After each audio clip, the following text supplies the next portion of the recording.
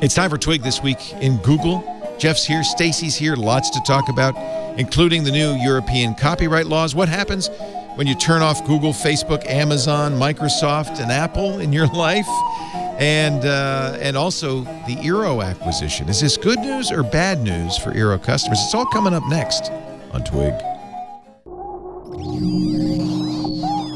Netcasts you love.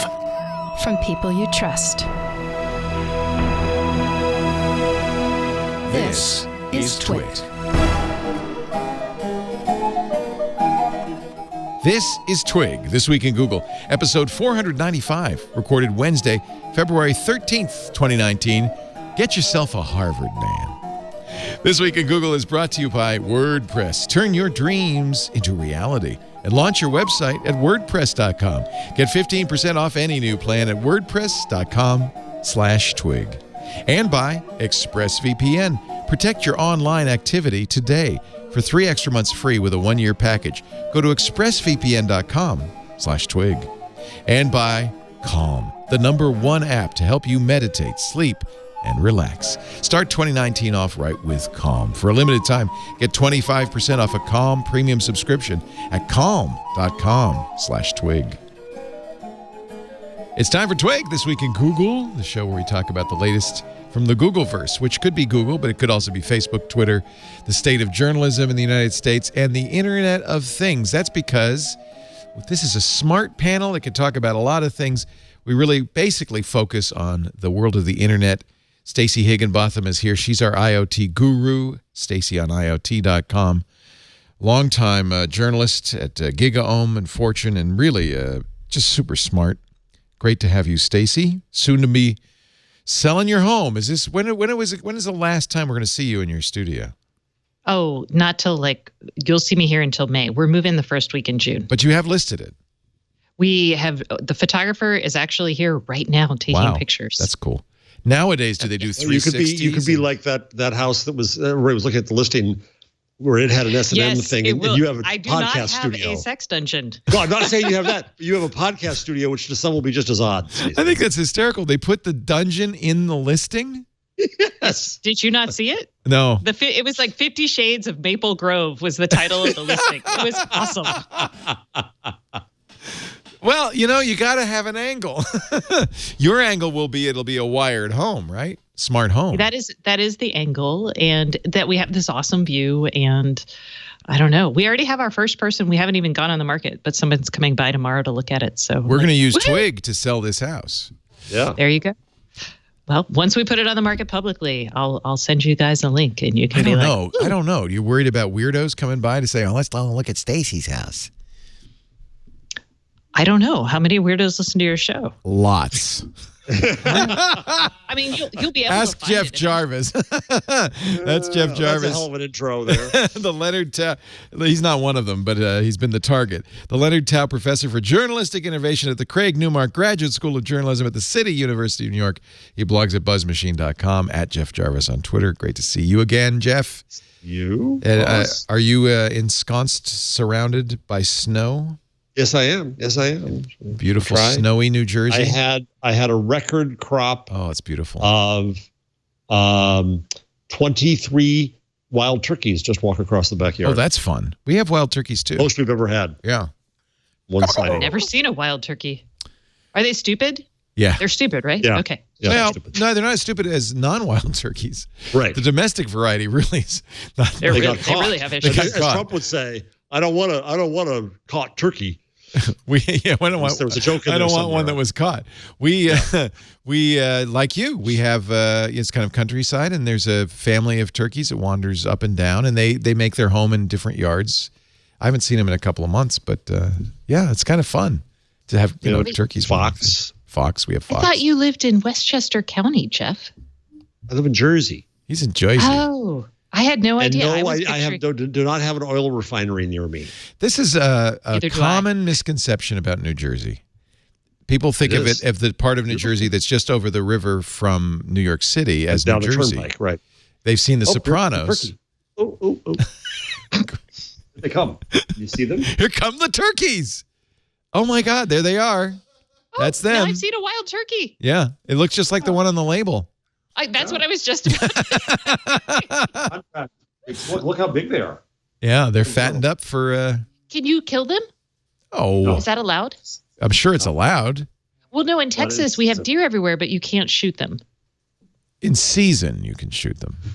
I'm sure. No, you can shoot them in season if you have a permit, but you can't just shoot them in season with a permit, like on our common area. I thought you could shoot anything in Texas. Not. I thought that was just the thing. I thought you could. No, you can't. It was Democrats in Texas. Yeah, that's Austin for you. I'll tell you. That's nice. That's pretty. What a pretty kind of sight out your window, Jeff. Yeah. For those of us in California. Stacey, I live like 3 miles from Trump's golf course. Oh, are you there often protesting? I have gone there. I've done that. Bedminster, yes. Okay. Oh, fancy. I can already tell you that's fancy. It sounds so fancy. I live in Bedminster. It's just up the road from... It was until he moved in. There with the neighborhood. Sorry, Leo. I don't don't at Leo. You can't at Leo. You can't at Leo. Actually, my Twitter account and Facebook account are active because I have to periodically activate them. I activated them and forgot to deactivate them. But that's okay. Can I start with one? Danger, danger, danger, danger. Europe, please. What happens? Bat signals 11 and 13 are back on. Julia Reda, the Green member of the European Parliament, describes them, and it is harrowing. I can't find this piece. Yes, she has quick bullet points, but it's harrowing how this ruins the internet. This is sopa pipa gone nuclear. So let's talk about it. Start with 11. What is 11? And by the way, this is articles in what? Articles in a new copyright, in a cross-European copyright, because now copyright is done by country, basically. Okay. And this is an effort to kind of and a lot of people, including the platforms, welcomed the idea of a single market view. Where did I put it on the rundown? I can't find it. Well, I have it in front of me. Well, I know what I was going to have it too, so I can. JuliaRita.eu. Second from the bottom in other. For 2 years, we've debated different drafts and versions of the controversial Articles 11 and 13, but now there is no more ambiguity. The law will fundamentally change the internet as we know it. Now, by the way, we should say Julia is dead set against it. If it's adopted in the upcoming final vote, we could still prevent that, but here's the final text. So should we start with 11 or 13? Sure, 11. So 11 is a so-called link tax. So reproducing more than single words or very short extracts will require a license. This is aimed at Google. That means you or me. This is aimed at Google search, though, the snippets that they put in the search results. Yeah, but they can't just pass a law against Google, so they pass it against every user. So every time you want to quote someone and quote it at length and say something about it, which we would call free speech, fair comment, good common sense, and liberal democracy, you won't be able to do it. You will have to go and get a license. Yeah, that's how blogging started. That's what blogging was. Yeah. I saw this text. I think this. Yeah. Right. Look at if you want a sample of what that looks like. Look at daringfireball.net, John Gruber's blog, which it's always extensive comments from another story that he then comments on. This is very traditional style blogging. In Europe, will be illegal without a license. No exceptions are made even for services run by individuals, read bloggers, small companies, nonprofits. No. So that alone kills free speech on the net. It kills the ability to talk about something. It kills the ability to quote something. It kills the essence of what journalists do all the time. Isn't this against the interests of the publishers? Don't these quotes help drive traffic? No, because they think I'm going to say it. The origins of this is the Leistungsschutzrecht. Yeah. So I look at a John Gruber post. He's quoting John Pachkowski for BuzzFeed. He doesn't even I think have any commentary on it, but then there's a link that I would then click. They consider the publishers, starting with Springer and Borda, consider that theft. Oh, that's weird because if you got on Gruber's site, you got a gajillion page views from it. Absolutely. But they want to go out. This is how they. It's not just that they want them to stop that. They want to put them in a legal bind that says this means you're stealing from us and you should give us money. mean, witness, we'll get to Gavin Newsom in a little bit. Gavin Newsom is talking about, a digital. The governor of California. Yeah, sorry, governor of California, where the platforms owe everybody everything just because they make money. And full disclosure here, I raised money from Facebook for my school. I'm independent of Facebook. I received money personally from many of the platforms. I do own stock in Google and Amazon. End of disclosure. Thank you very much. Thank you for reminding me of doing that last week, Stacey. But this kills the net. This kills what the web. Is their plan? Is Axel Springer's plan? Oh, they'll still publish links, but they'll give us some money for doing that. That was the hope. But what happened in the German law was that Google said, fine, then we're not going to license from you. We'll stop linking to you. And the publishers all came back on their knees saying, oh, please, okay, we'll say okay, and link. Then in Spain, the same law was passed, but there was no exception allowed. You couldn't give permission for it to happen. You had to have a license arrangement. And that's why Google pulled Google News out of Spain. Google has threatened to at least pull Google News out of Europe and has shown a version of what Google would look like under this law. So Beatmaster, who's a Swiss in our chat room, and so the Swiss are very neutral, says, all right, let's pose the opposite argument. If people read the headlines or even if people read a snippet, they're not going to click the link because they're going to get the gist of the article and move on. I've heard that argument for a long time, believe me. Number one, you're not going to do. Some people do. Some do. Some so of people course absolutely. Some do. But also lots of there's no way to measure you're proving a negative. B, you see what I mean by that is that how many people would have gone to it? Oh, that story bores me. I read the headline. I'm glad I avoided it. Thank you very much. Right. B, that's how my many people favorite. discover it? By the way, my favorite Twitter account is Saved You a Click. Yeah. Where the headline poses a question but doesn't give you the answer, so you have to click the link, and the Saved You a Click just gives you the answer. Answer, right. Because the business model here is to dragoon you into clicking. They're out of business, by the way. The second part is that how many articles are discovered because of these links that you would never have seen. So by the way, Google and Facebook are now helping publishers with their subscription plans, which I think is also doomed, but that's another story. And they're trying to help drive traffic down the funnel to these publishers. So this is a vindictive act of corporate protectionism. Okay, so you could argue that's why these corporate interests wanted it. But if the EU passes it, that's not a vindictive act. That's because the EU Parliament said, this is a good idea. They use their political clout. Would this be illegal? So here's the website or the Twitter feed. Saved you a click. The Wall Street Journal. Coke launches first new flavor in over a decade. Saved you a click says orange vanilla, because that's all you really want to know from that story.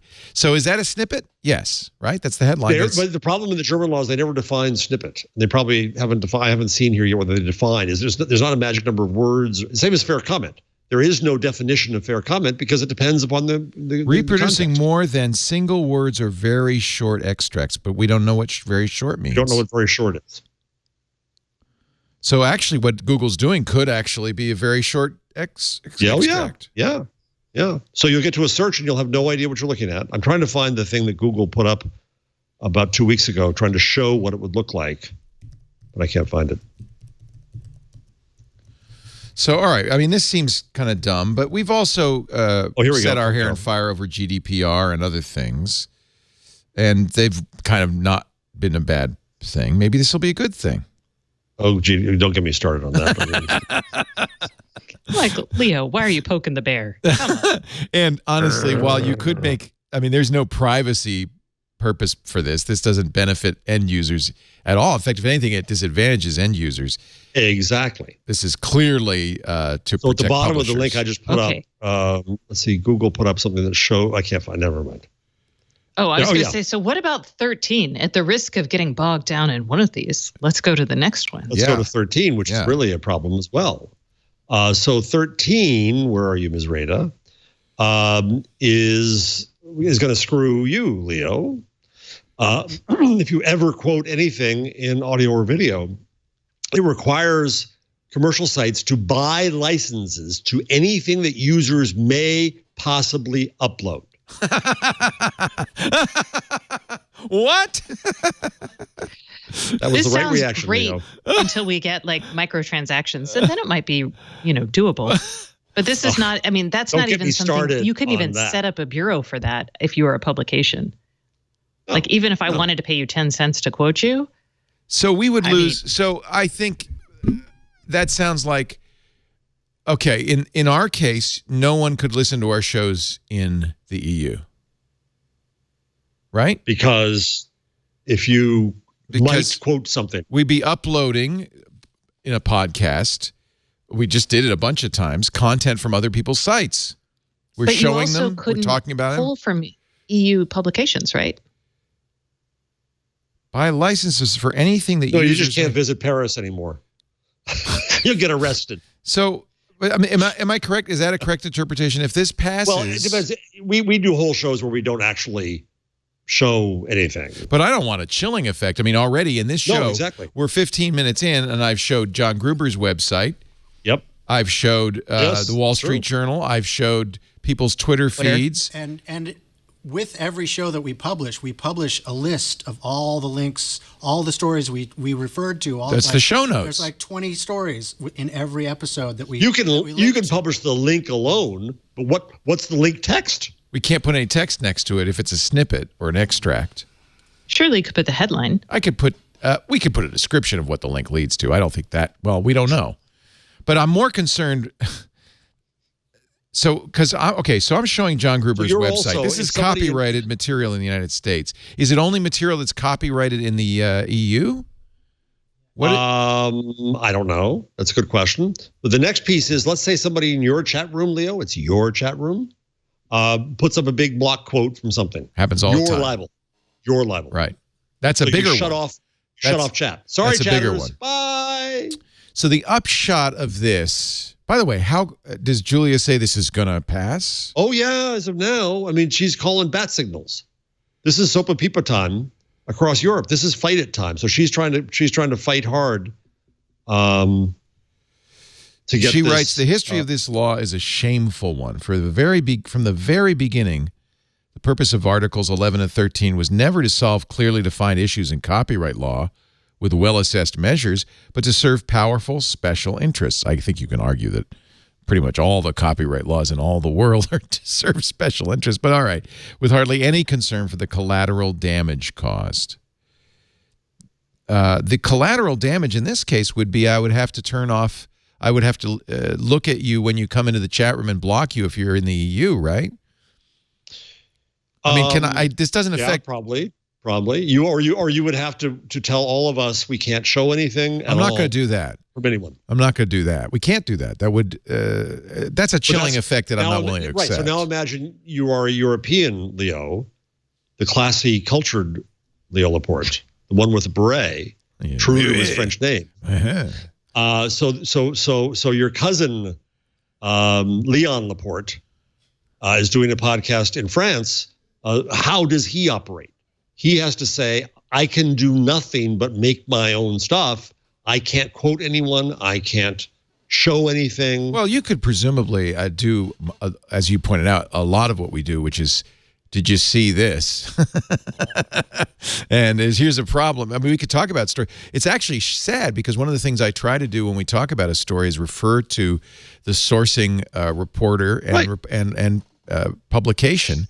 So we would have to just stop doing that. We'd have to just say, I start a rant against something, and Stacey says, "No, Jeff, you're wrong. You're saying the wrong thing. Let me quote what that person actually says." Leo says, "Shut up, Stacey." Oh, in one sense, it would make you do a lot of reporting. I mean, as a old school journalist who actually had to call people as opposed to just like lift stuff from press releases and Twitter accounts, you'd just be like, "Hello." I mean, it'd be a pain in the butt. Well, but everything individually, everything would have to be doing reportage based, and that means it eliminates commentary. And it eliminates fact checking. Look at it that way. I want to quote this thing and say why it's wrong. I can't quote what I'm fact checking. Snopes doesn't work in that. Snopes. Of course, we know Snopes is fake news now, so it's okay. So here's an example. Friends at Snopes. We've been quoting Julia Reda and her blog. We couldn't do that anymore. Yeah, this is so patently would that against also any turn ethic people who speech. have? So would that also turn people who write stuff into? Screw you! Can I even wear a beret? Is that even allowed? Wait, if I did reporting, would I have to open a licensing division to let people quote my stuff? No, that would be hard. Right. Yes, it would be. And in fact, if you're Julia Reda, you want us to quote you. Yeah, you'd lose all this traffic, all this. It puts Stacey on IoT out of business. Yeah. Now, but it keeps Springer in business. Let's be clear. This is only in the EU. So the defense for Americans and other countries is just say, well, as by the way, many newspapers already do with GDPR, you just block EU readers, listeners. They can't come in the chat room. As various publishers blocked EU readers because of GDPR. Would we get sued? Would we get sued by somebody in the EU for doing this in the United States? If it were visible to somebody in the EU, yes. So we just have to work very hard to keep people in the EU from seeing our forbidden content. Yeah, I mean, obviously we're taking this to the extreme, but this is an extreme measure. And PS Chops in the chat room. This all feels like an overreaction, as if the EU hasn't considered all these possibilities. Oh, sorry, mais no. Yeah, and they've done it, and Julia Reda and others have been fighting hard, and they won. And then the powerful lobbyists of publishing and Hollywood, the version of European, come back. And the news publishers go for 11, and the entertainment people go for 13, and we're back in with soap opera. And here's what your Google News would look like if Article 11 passes. No pictures, no text, just a link. But you can link. Just a link to the Liverpool Echo. So for those of you listening, it just has a blank box on Liverpool Echo 4 hours ago. That's all it says. Doesn't say what's in it. Doesn't say why you should go there. Doesn't say anything because they can't. That's ridiculous. And search too. This is Google News. Search. Okay. So we should just ignore this. No. Everybody, if you know anybody in Europe, have them write to their legislators. Right now, you need everybody listening. 30% of our audience is overseas. If you are, I run into people in countries around the world who, because of this show, who recognize me on the street in Munich. So please, if you are in the EU, write your representatives and say, and point out to them, maybe they haven't considered the impact of this. You can look up your representative's voting behavior at saveyourinternet.eu. You know, I have to say, this is a trend, global trend also. This is not restricted to the EU. This is what, the big copyright holders would like. They think, I don't think they realize the consequences of this, otherwise they wouldn't like it. But, and this is what Cory Doctorow and others have been inveighing against the World Intellectual Property Organization, and the DMCA, which undermined all of those fair use. There's no fair use in the DMCA. Fortunately, nobody seems to have enforced it. But it's still bad policy to pass laws, hoping nobody will enforce them. So, go ahead. Thank you for allowing me to do the. This is hair on fire, or beret on fire in my case. Sacre bleu! Sacre bleu! Zut alors! So, at some point, you're going to have mass disobedience. That's what happens. Yeah. When laws get passed that are untenable, people just don't obey them. Hank Green did a great video explaining to all their listeners why his brother John's video about, I think it was European football, was taken down. And he went through the whole process. Very, very good explainer video. I'll find it and send it to you. About how the process works now with YouTube. And he says, it basically kind of works, but we all violate the law.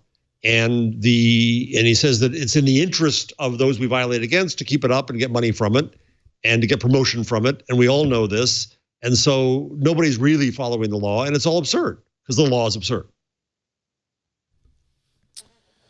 I thought the United States was the only province of big money influencing politics. Oh, no. Here we go. I found it. It's a very good video. Don't they have campaign finance for it in Europe? Oops. Well, you playing it's not going to do us any good at all. Well, I tried to put it up here. Flip your screen around. Hold on. Okay, there you go. You got it. Anyway, it's an excellent video. But dare I the play bizarre it? State of Dare copyright. I play it? I'm worried about a takedown now.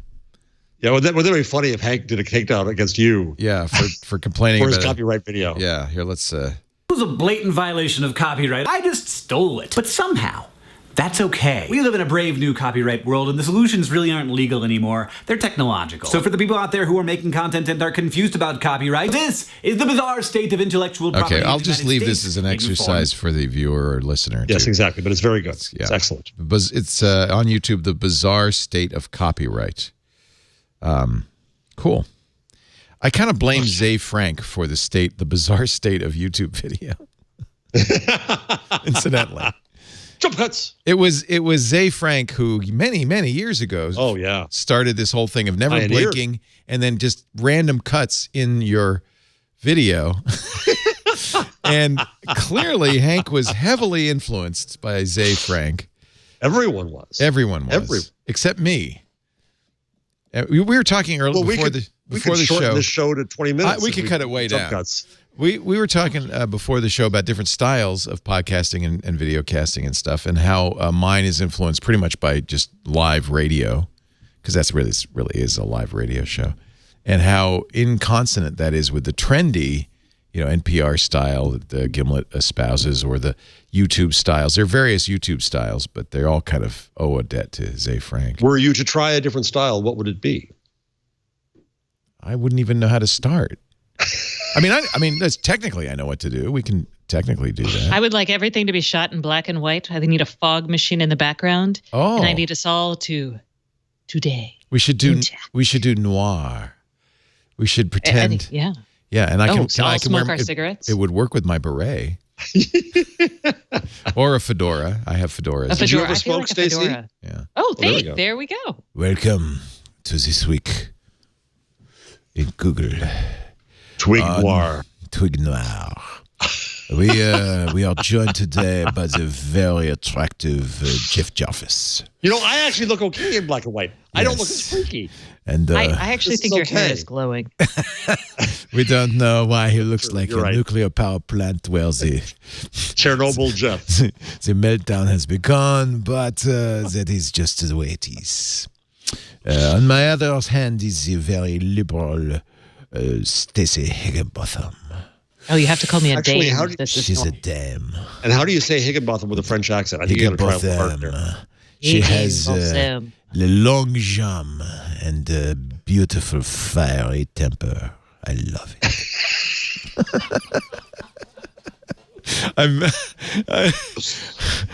I like how you're walking that line, Leo. You're like, I am very. I'm really nervous about. I know. I could. I don't want to go over the line here with Stacey because she could hit me, even though she's thousands of miles away.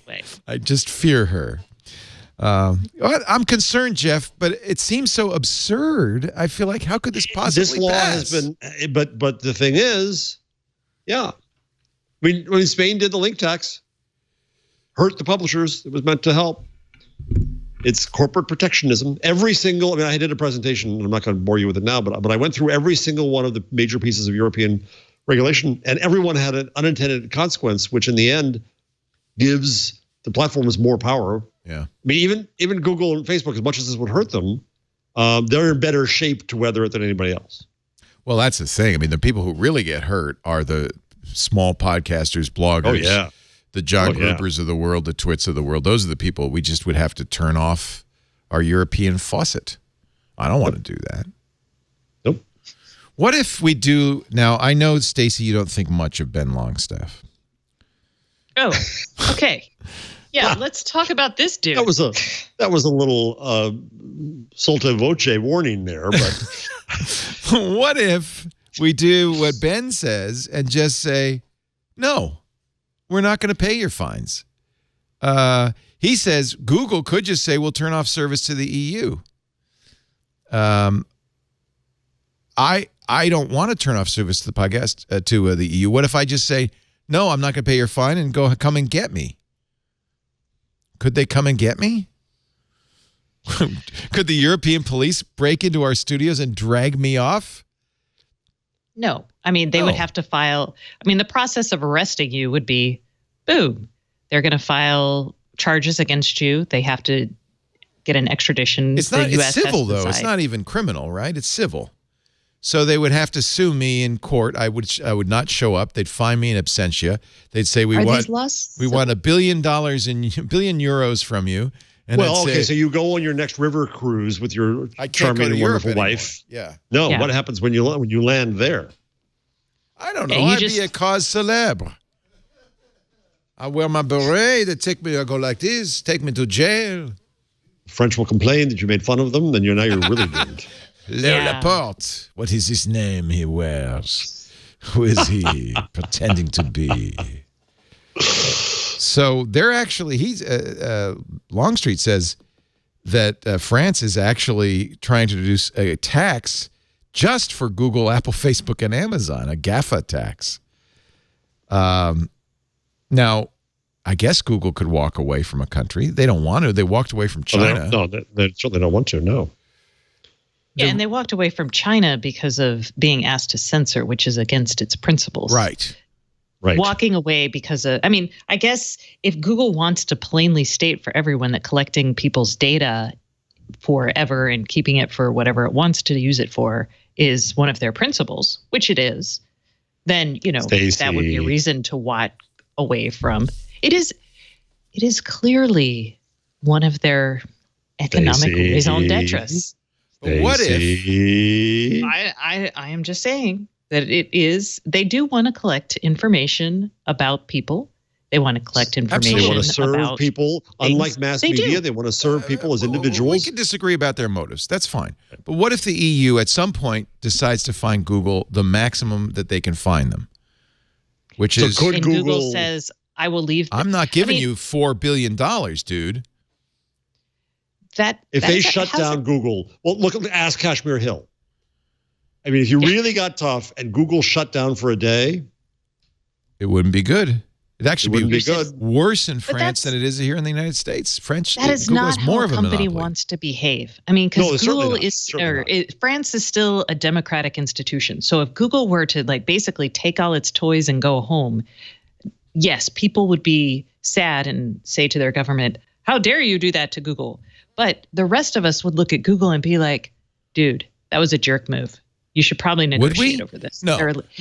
I don't think so. I think we'd wave flags and say, bravo, Google. If France fined Google the full 4% of their annual revenue, which would be $4.4 billion. For a GDPR violation. And Google said, we're not going to pay it. We only make $2.2 billion a year from France in advertising revenue.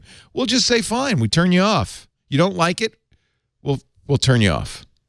It is a law that was passed by several, I don't know how many countries are now in the EU. It represents, I mean, this is one fewer company. A company cannot flout the rules of a democratically elected society and pretend to be not evil. Okay. And I know. So let's say they don't flout. Let's say they say, all right, we're going to give you $4.5 billion, but bye-bye. That's not flouting. That's paying the fine and then saying we're not going to do business here anymore. What if they did that? Because of your law. Because of your law. Because then that's fine. That's fine. But for Google they could to be also, so they pay the fine. They can afford it. They pay the fine. You have to follow the laws of countries that are not evil. I agree. So that's what we're talking about right now with something that's about to become a law that is really untenable. Is evil. Yeah. I know you would. I mean, I don't like it, but it's just not the right. It's just not the right way to pursue your goals. I mean, they could. The idea that Google would go straight to being like, it's not worth it. You don't generate. Google, of course, would fight it in court. That's the way these. Yes, that's what's happening right now with rules. Yeah, that's what's happening right now. So to just to basically say, screw you in the process of law that we've all lived under for, the last 150 years would be, that's a dickish move. No, you're absolutely right. So they fight it in court. If they lose in court, they pay the fine, and then they say, but I'm sorry, we're not going to pay it again. So goodbye.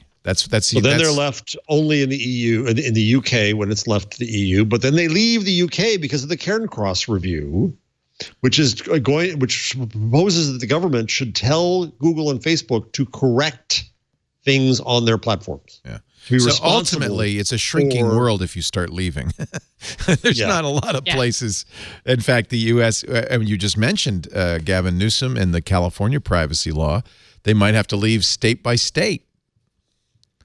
I'm going to say it. Stacey, get ready. I'm going to say it. Hey, it's moral panic happening. Panic happening. There's this constant, oh my God, the internet is ruining everything, and it's BS. I'll tell you though, Jeff, it's a mistake to conflate GDPR with Articles 1113. You should, because I think it's appropriate to ask for privacy.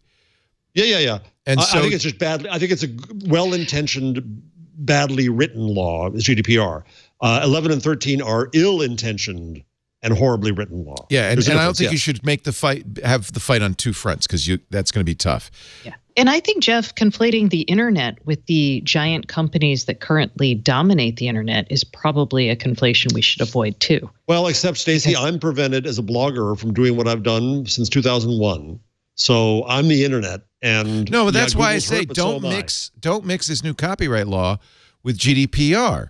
GDPR companies like mine can adhere to, can continue to do our business. We're not surveillance based, and so GDPR is not a problem for a lot of the internet. I can criticize both laws. Yeah, but don't be careful. Lump them together. Yeah, because if you lump them, because on the other hand, this new copyright law would put all of us out of business in the EU. It would put my show out of business. It would put your show out of business. It would put your blog out of business.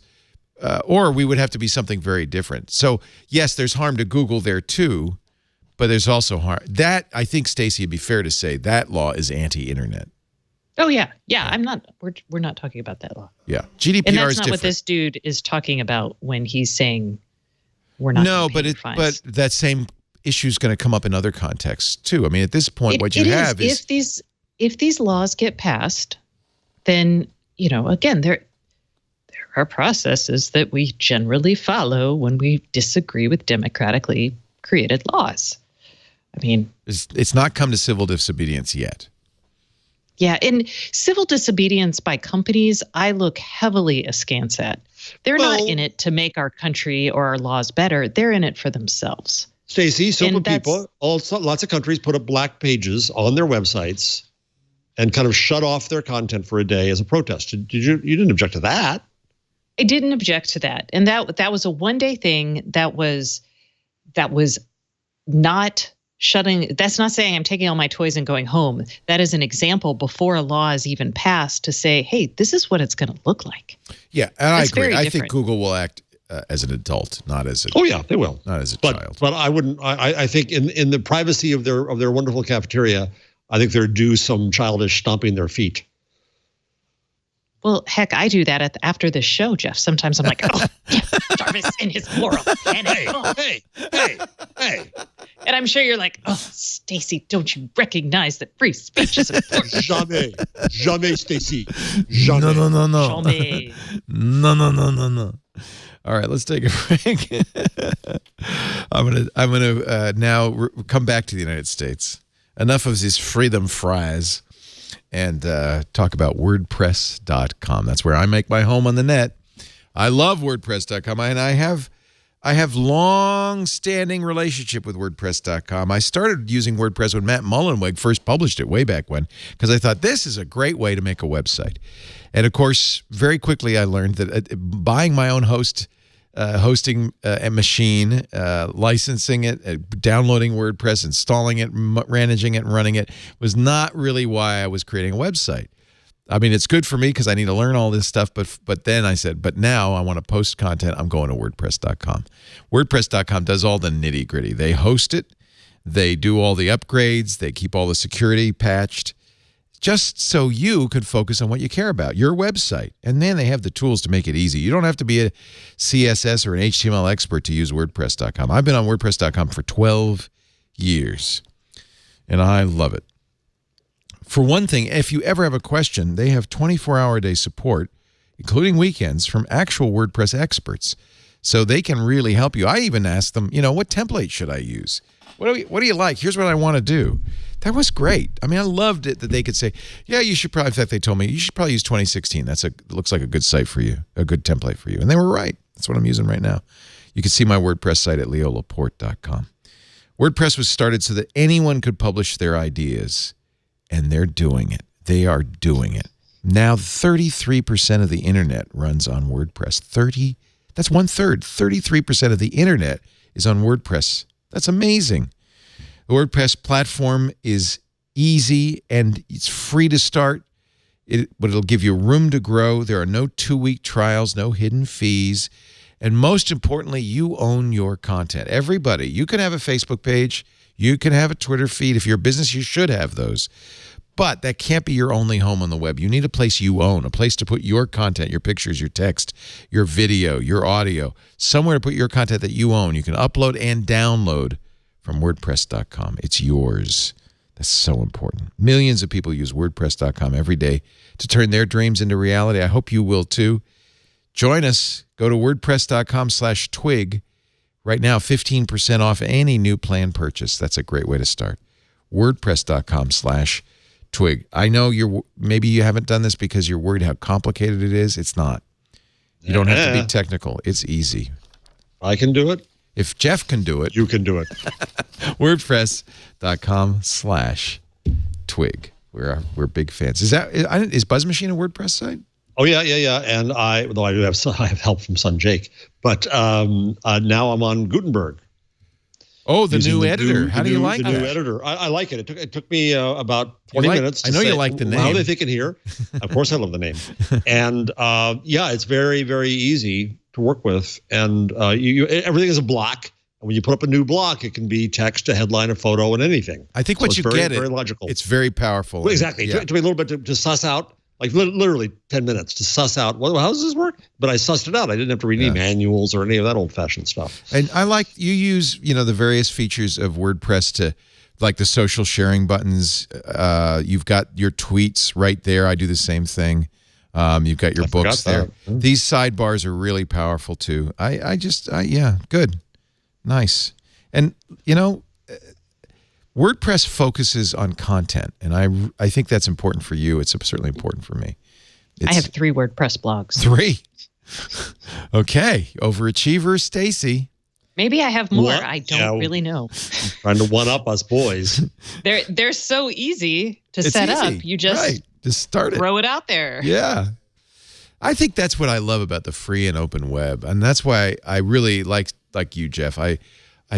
It hurts me. It literally physically pains me when people threaten this, because it's been such an amazing democratizing force. And I know there's bad stuff, but that's the world. The internet we can't ever forget what an incredible transformation the internet has made to the world. Yeah. And the free and open web is really what it's all about. Jeff, you should have a shirt that says the open web is my religion. That is what you need. That's true. I'll wear that shirt. See, a lot of people, just like I already have it. What does his shirt say? Dissent is patriotic. That is true as well. That is also true.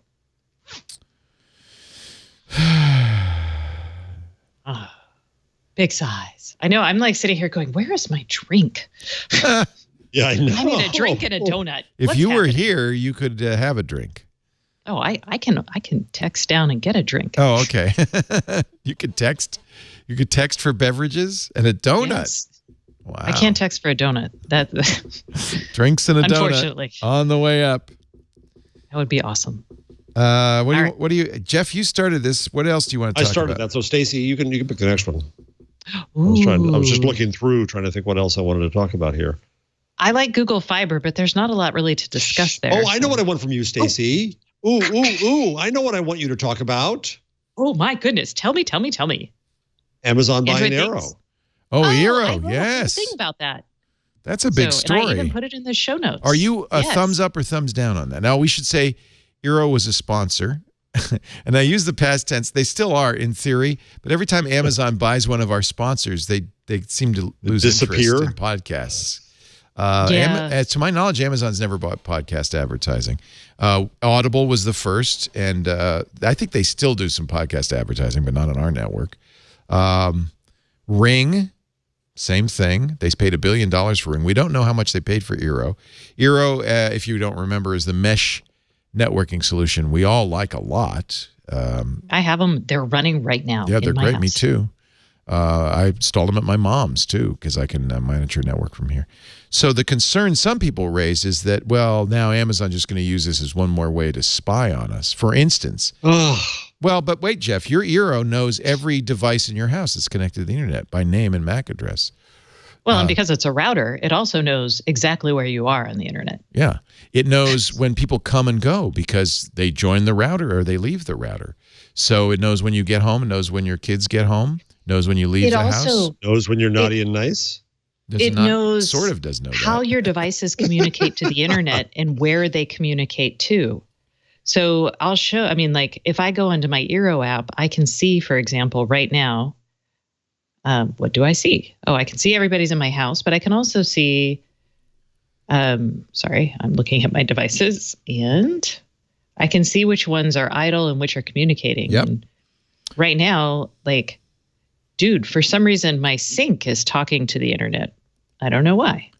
But that's interesting information that, certainly Amazon. I'm like, sink, what the heck? Actually, if I see that for enough time, I'm like, hey, that's weird behavior from my sink. I need to investigate, like, I have Eero Plus. Watch out, sink, she's coming. By the way, yeah, I have Eero Plus too. That's the $99 a year add-on that gives you a lot of features. Well worth it, I think. So fine. So there's I'm just going to say there's the paranoid rant about the big company, but in terms of functionality or benefit, there's lots of synergy too. Okay, well, hold on. Let's hold the phone because Jeff, you did ask me my opinion, and I'm going to give it to you. Yes, I did. This is a data story. This is a data story in two different ways. One, it's a story about how Amazon has access to amazing data from what people are buying and how successful those purchases are to make decisions about what it should buy. So that's data story number one. Amazon has access to data that a lot of times people pay investment banks and consulting firms to find out in terms of market share and that sort of thing. And Amazon even referenced Eero's 4.6 star rating in their press release. So that's hold on right there, Stacey. Okay. I agree. I'm just curious what specifically, with presuming Amazon is going to follow GDPR, is going to follow privacy things. What does it learn that it didn't know already because you buy everything you buy from Amazon? Oh, no. That's not nefarious. I say this is genius. This is one of those. This is a point in Amazon's favor. I'm just pointing it out because a lot of people, and this is actually how Amazon has worked for now, I guess, over a decade, because with Amazon Web Services, it has done this for a while where it's like, hey, what services are getting big on our platform? What API calls are we seeing? And it uses that to determine what sort of features it should launch next or if it should buy a company. So just by virtue of being a platform of its size, Amazon gets a lot of competitive information about other companies. And I don't think people understand how that helps it be successful, but this is a really good example of how that helps. So that's one side. The second data sharing thing is by buying Eero, it does get access to a lot of information about devices on a person's network, where a person goes on the network. And as any router Amazon, would. As any router would. And I want to be clear. And Eero has, in my opinion, a very clear and, in my opinion, very good privacy policy. It was absolutely something I read before I bought an Eero. And everybody should read that. And that's the question. More important because they had all this added functionality, right? So here's where we should get really clear about what we're talking about and what's scary, because I think it's really important. Eero has first off said, okay, our existing privacy policy stays the same. So we do collect information about what devices are on your network, and we use that information in aggregate and anonymized to talk about things. So in some ways that's good for Amazon because it gets even if I don't buy devices from Amazon, Amazon gets that same insight into devices that are hot by virtue of seeing the percentage of them out in the wild. So that's good for Amazon's future business goals, right? They know what's hooked into your Wi-Fi and what you use most. Right. Okay. So even if I didn't buy it from them. So that's interesting. The other thing is Amazon says in all of its data gathering activities about like my smart light bulbs and whatnot, because I'm sure you guys saw the Bloomberg story, where it's asking smart device vendors to basically share information about when things are turned off and on and when they're used, even if they're not being activated through the Echo. So people got up in arms about that. I am kind of neutral about that, and I'll say why. Amazon is not using this for advertising. They're very clear about that. They may one day, and that would be a problem. But today they use it to provide context and build algorithms that can anticipate your wants and needs, which is what everyone says they want from a smart home. And I think here's where we get into a core issue that I think is going to be, we're talking about privacy right now like it's the defining issue of the current era. I think what the real defining issue is going to be is trust and transparency, because these companies do have this data. And if they use that data to make better products or to do things for you, a lot of people are okay giving that data up. If they use that data to like manipulate you into buying crap you don't need, people are going to be rightly pissed about it. So I wanted to make those subtleties clear because I have a problem with certain kinds of data sharing, but not with others. And so I don't want you to just shout techno panic at me, Jeff. Well, no, I got it. No, I'm right. You're right. The issue is also, I'm good. You're right. I meant to say. People say, well, Eero knew this. Why do you care that Amazon now knows this? The issue is not so much that Eero knows it, is that Amazon can collect a bigger and bigger pile of data about you. And by connecting the dots in the variety of data it has about you, it really knows perhaps more than you even realize about you and what you're up to. It does. And as it starts launching things like a health service, and what I'm really interested in is as these companies establish these huge data troves, where are the firewalls between different data things, and what aspects of what data stores are getting shared with what partners? Because I think I don't want my health insurance company knowing if I have like a connected medical device that my doctor hasn't prescribed, or maybe that I'm not using a connected medical device that my doctor prescribed. I don't want that to go through my get out from my router that's also owned by Amazon to my insurance provider who is now contracted with Amazon's new health division. Does that make sense? Yeah, you're also making me flash on a friend of mine who's a brilliant entrepreneur and engineer here in Jersey, had a company some years ago that for whole different reasons was tied into your electricity in your house, and every appliance you use has a signature of its electric usage, which is trackable, so you can find out which brand of washing machine and how long it's on and so on and so forth. It's interesting that you get into the full grid of the house. And no one's threatening to do that yet, but it could be just plugging in your Echo could do that, right? If they wanted to. You can actually detect, I mean, there's mics in a lot of things now, right? You can actually detect certain appliance brands and things like that just by the sound their motors make. Yep. So if you think about that, and Kevin and I actually on this week's show, we talk about some disclosures that we think need to start happening. I think, and I'll tie this back to last week when we talked about Nest Secure, basically disclosing to everybody suddenly that they had a microphone in there that you could opt into. To have the Google Assistant on it, and everyone was like, what? But I think any device that comes with a microphone or a camera, that should be disclosed in the specs on the box way up front. All kinds of sensors, yes. Yes. Everything should be up front, because I think it's important to understand if you're going to connect something, what might be activated. Because there's a lot of sensors in a lot of these products that aren't activated yet. And I don't think people are aware of that, or you just don't see the data associated with it. In all honesty, first of all, that's nice, but you have so many devices now in the typical home that you might as well just assume a perfect map is made already of your presence, your things you use, the devices you own. I mean, I think that's you could fairly safely, whether it says it on the box, assume that there's enough devices in certainly your home, Stacey, and my home, that a pretty perfect picture already exists. And I'm actually not worried about what they've done with it up to this point. I'm very worried, though, about once this data is aggregated, what could be done.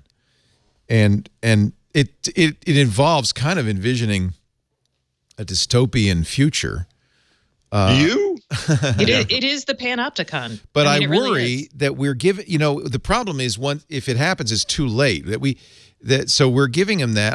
I agree with Jeff in the sense that I get benefits from it, and I'm not worried that Amazon knows what kind of washing machine I have. I don't see the harm in that. But I do worry.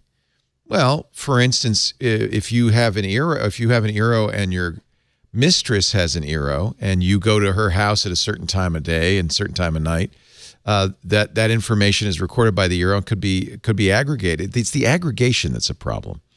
And at that point, what is Amazon going to bust me? No, but but is it could it be sought by authorities?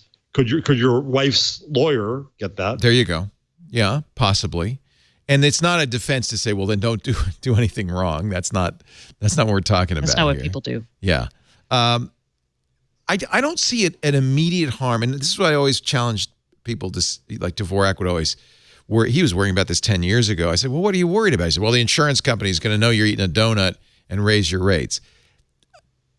Those are, to me, almost de minimis, partly because the insurance company isn't going to raise your rates. They're just going to deny you coverage. They ask you this already at the beginning, and if you lie about it and then have a claim, well, now they can just say, well, we're not going to give you any money. So it's not information insurance companies don't already kind of have and collect. I'm much more worried about this kind of, and I can't put my finger on it, but a sort of negative future where all of this information about you is there. I don't know. What is the vision of harm? There's a couple things here, and I'm just going to tout my show left and right because I had a lawyer on last week's show. Perfect. Was what happens when your smart home is issued with a subpoena, and we talked about harms. There's two issues. One is data discrimination. So any sort of behavior that's derived from this data, it's hard to prove harm because that harm could come way down the road. That's what I'm thinking. The other thing is, it is also hard to prove harm because we don't know how the data influences these algorithms. Currently, a decision could be made about your health insurance cost based on something as esoteric as how many times you open your bathroom door. That's right. And you will never know that the bathroom door is why that happened. Right. And also, because of that, we don't actually judge. There's not enough scientific actuarial data to say, hey, that bathroom door is a totally reliable indicator of something, right? So there's a lot of stuff we don't know. There's a lot of stuff that's unproven, but is just assumed to be correct, kind of like the 10,000 steps number. That came from a Japanese study that is not like definitive for health, right? It turns out there's a lot of stuff like that. It's basically made up. But when we hear the word data, our brain shuts off and it says, oh, it's a fact. It's good. Yeah. So those are the kind of issues around harm. And I would say the fact is we'll never know unless like intrepid reporters go out and look at things. Like, I mean, look at the people. I don't know if you remember, actually someone in the chat room is pointing out a story about CPAP machines that insurers that were connected in. Doctors were sharing data from those connected CPAP machines with insurers, and the insurers were using that data to deny people coverage for that expensive machine based on whether or not they were using it, and some other subtleties that I'm not going to get into. That is a real harm. So, I mean, there are actual harms out there that are existing right now. Can I turn this around?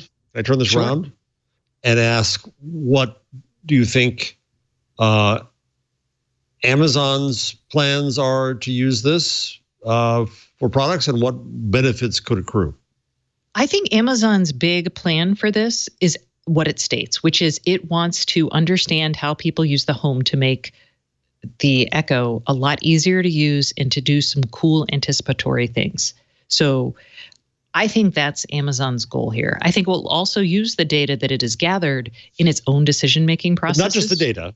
If you tied together, because I think somebody said they were disappointed that the Echo isn't a mesh router itself, right? Yeah, so if you tied together these various technologies and designed it now, what if you're Amazon? What would that look like? And tell me it's not a Fire phone. It's not a Fire phone. I'm just joking. It would be Amazon's failed product. Yeah. No, I mean, it would not be difficult to say, oh, hey, let's just pop a router into every smart speaker. Or a smart speaker into every router. Yes. I mean, yes, of course. Mm-hmm. The challenge is that would raise the price. I mean, the Dot is the best-selling one, and the reason why is it's cheap. Right. So, you also have to think about if you add the hardware associated and brains associated with today's mesh routers, you would blow the price of your Echoes out of the water. So that's one thing. Google, Stacey, if you took go ahead, sorry. Google's had this technology. They've had both a smart home hub and a mesh router for a while, and they have yet to consolidate them. Right. So imagine if you in your new home in Seattle, you haven't bought one yet, right? Are you going to build one, or I'm going to rent? You're going to rent it first, right? So then you find your perfect spot, your perfect lot, and you're going to build the ultimate Stacey house, spelled Haus. And in every room, there's a box. Maybe it's a remade electric plug. Maybe it's a rethought intercom, light switch, like we used to have, right? Something. It's a box, right? And it can have incredible functionality in it, right?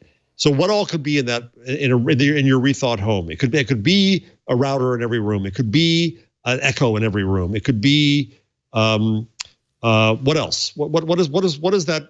If you're Amazon and thinking 5 years down, what does that look like? So I thought it'd be awesome to have that stuff in the walls, but I changed my mind because I'm going to want to upgrade my router, right? I was like, oh, you just pop it in the light switch. There's power. There's everything. It's perfect. Then I was like, no, I do not want to rip my light switches out every 2 to 3 years when Wi-Fi Alliance changes the Wi-Fi standard.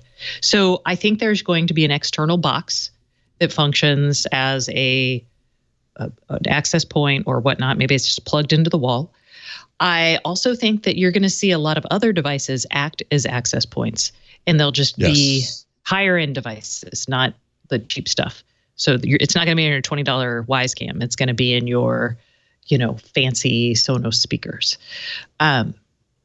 We already see this in Lennar and KB Homes are building homes that basically have you've got your electrical cabinet, and then you have your IoT cabinet. And in that cabinet, you see everything's wired up. You've got a fancy router. You've got your various hubs that you still need to have for functionality of certain systems.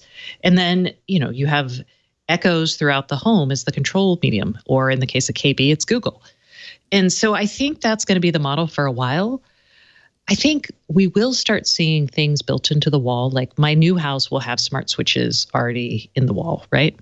I would love to see actually air quality monitors in my wall for everything. I would build my HVAC system to heat and cool certain rooms. So having actual ducts that can, I was like, turn off and on. That's the gesture I'm making here. For individual cooling and heating of different rooms. Let's see. I would love to have presence detection in my house, but I don't want the presence detection to be sent out to the cloud or another service. And I think we've kind of gone past that. And you're going to hate me, but I am reading Shoshana Zuboff's book. It's an excellent book. Yeah. And the technology, and I know, Jeff, you're going to roll your eyes. I don't agree with everything, but it's called surveillance capitalism, and she was a guest on Triangulation. Triangulation is her basic tenet is that at this point, it's gotten to the point where these guys are going to have so much information they can not only predict your behavior but influence it, and ultimately, that's the harm to both personal sovereignty and democracy. And it doesn't have to be that way. I mean, that's the thing I took most away from this is we take a lot of this data sharing and aggregation as a matter of fact, but it doesn't actually have to be that way. We could actually buy systems, and you'll see in my recommendation, that don't actually go out to the cloud. So, I think that's what's going to happen. There was, I think Rene Ritchie said, it's a shame. He was really hoping that Apple would buy Eero. Would that have been a better outcome? The fact that Apple left the field just as, well, actually a couple of years before Wi-Fi started getting hard was inexplicable to me. I really thought that they would use their airport router as a way into They had the that smart opportunity, home. didn't they? Yeah, and they didn't do it. And it was so weird to me. Yeah. So weird. And then, of course, his point would be that we trust Apple. And so Apple could reasonably own Eero, do all these wonderful things, but we wouldn't have to worry about our privacy. I think that may be the way forward, which is there will be some companies that will that will break the chain. I don't trust Apple in the smart home in the sense that I don't trust Apple to support a given product over a 10-year lifespan that I might expect. Well, we know that, but they're better than Google in that regard. I will say that. I'm like, Apple, if I put this into my house, now I'm locked in. You're going to screw me over every few years with some weird change. And I don't want to think about my house that much. That's the only thing. I will grant you that is a potential issue. But I think they might have been a better steward of our privacy. Oh, yeah. That's because they can make their money so many other ways. Everybody thinks they're so virtuous. Let's be clear. They couldn't succeed in the ad business, so they didn't have a use for the data. Yes. So they've turned the bug into a feature. But that's good. Now that's happened. They're trying to rip off journalists like crazy right now. Let's do that story. So this is rumor, not fact. But the Wall Street Journal and others are saying that Apple is asking. Apple, as you know, has Apple News. It's free right now to Apple users, but they're apparently looking at least two new subscription services. One is a TV service and one is a news service. They bought Texture, another one of our fine sponsors that got acquired by a big company. They bought Texture, and Texture was started by, we should point out, by Hearst, Condé, and I think some others. Meredith, when it still was made, rest in peace. The idea was we're going to own our destiny in digital. We'll have a service that you subscribe to. We'll distribute the money. And that way people will still get magazines. And so Texture, and I love Texture. I think it was a great service. I'm actually very sad that it looks like the end is near. Apple bought it, but now the Wall Street Journal says Apple is going back to those publishers because, by the way, the acquisition of Texture did not mean that they acquired the same rights that Texture had. So they have to renegotiate all these deals. They're going back to publishers, and the rumor is, and I credit it, because obviously these publishers are getting offered these deals and going to the Journal and saying, you won't believe what Apple just said. They want 50%, and no subscriber data will be passed along. Do you think, as opposed to, let me just add here, Facebook, which sends people, I believe, I could get this wrong, but I think Facebook sends, helps publications find out who's going to subscribe and sends them to them and takes nothing. And Google, which has said that they're going to take only enough to cover their bare costs, and that's next to nothing. Yeah. So if that's the case, is that too much to ask? I think so. I think especially at this time when... what if they bring them twice as much traffic? Well, same argument that Google makes, the argument that they'll make. Yeah. Apple's plan apparently is to charge end users $10 a month, and then to divvy up the 50% of keep 50 and divvy up the other 50% among the publishers based on the amount of time. I think this is really interesting. The amount of time users spend reading, so it'll be directly connected to the amount of time they spend reading that content. So I think there's a few issues with this, and I just wrote a post this week, but I called the you showed it earlier, the scorched earth, and I don't make myself popular with some folks, but I think we've hit we're very near the end of how many paywalls we can have on Earth. They're not going to work, but there's an interesting. I would agree with you. By the way, I notice, and I'm sure our audience also notices that, now that we hit so many of them, I'm saying, okay, Bloomberg, I'll take my 9 articles and keep moving. I'm not going to pay for it. And there's publications I choose never to link on in case I need that one article. Right. My son lives in Boston. I'm interested in Boston.com occasionally, but when I hit the limit, okay, no big deal. Even worse, there are a lot of paywalls. You can't even read the content at all. Right. And I was talking to some publishers just today. Yeah. Right. I was talking to some publishers just today, and I said, somebody comes and they hit a paywall, and that's a potential customer. It's the worst thing you can do to them. You lose them. Yeah. Anyway, the Apple thing, which is the same argument I have against micropayments, which everybody thinks is going to be the messiah that suddenly saves everything. I've had 25 companies come to me saying, I've got it. Micropayments is going to save everything. So funny. We've been saying that for 20 years at least. But part of the problem here is that if you are the Wall Street Journal and if you charge $600-800 a year, and if I can now get articles from the Wall Street Journal on Apple for, pennies, literally, potentially that hurts the Wall Street Journal badly. And so it skews the value in a way that could be additionally harmful. So not only do publishers get pennies, they only get half the pennies. So we'll see. I also wrote, as soon as I saw that story, I wrote to somebody at a big company and somebody at a small company. I said, opportunity for you, undercut Apple, which will happen. Well, and Apple may also back down. I mean, this is I think they will. I think it's a trial balloon. They're also trying to put together a TV deal, and the Journal reports that Netflix has already said under no circumstances, and HBO is saying they don't have HBO yet either. So Apple, by the way, has had this happen from day one. The music industry didn't like them. iTunes eventually had so much clout they had to deal with them. Right. But this is they've been trying to put together TV deals according to reports for years. So it is an interesting issue. What do you think about Kashmir Hill's attempt to block the Big Five? Man, I thought that was so almost heroic. It's painful. Man, yeah, I was like, good Lord, this person dragged herself over broken glass to basically do her job. Well, bravo. She's an excellent reporter. Yeah. Bravo. She is. And she's been on our shows before. We love her. Because this is a really interesting question. Okay, if you don't like the data collection of Amazon, Facebook, Google, Microsoft, and Apple, can you use the internet without them? And the answer is basically no. She couldn't listen to music in her car because her car had Ford's Sync in it, which was based on Microsoft's car platform. She could listen to the radio. She did say that she was listening to NPR. She had to listen to the radio. That's which I have not done in years. Savage. Now, I did have a problem a little bit with her experiments parameters. So deciding that in not supporting Amazon, you couldn't deal with companies that were hosted on AWS.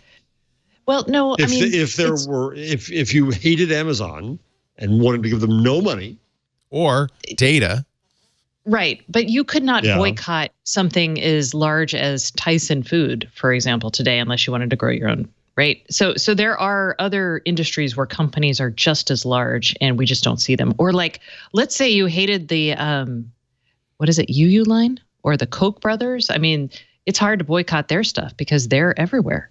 Well, so I don't buy Bounty paper towels. I do like the Selecta size.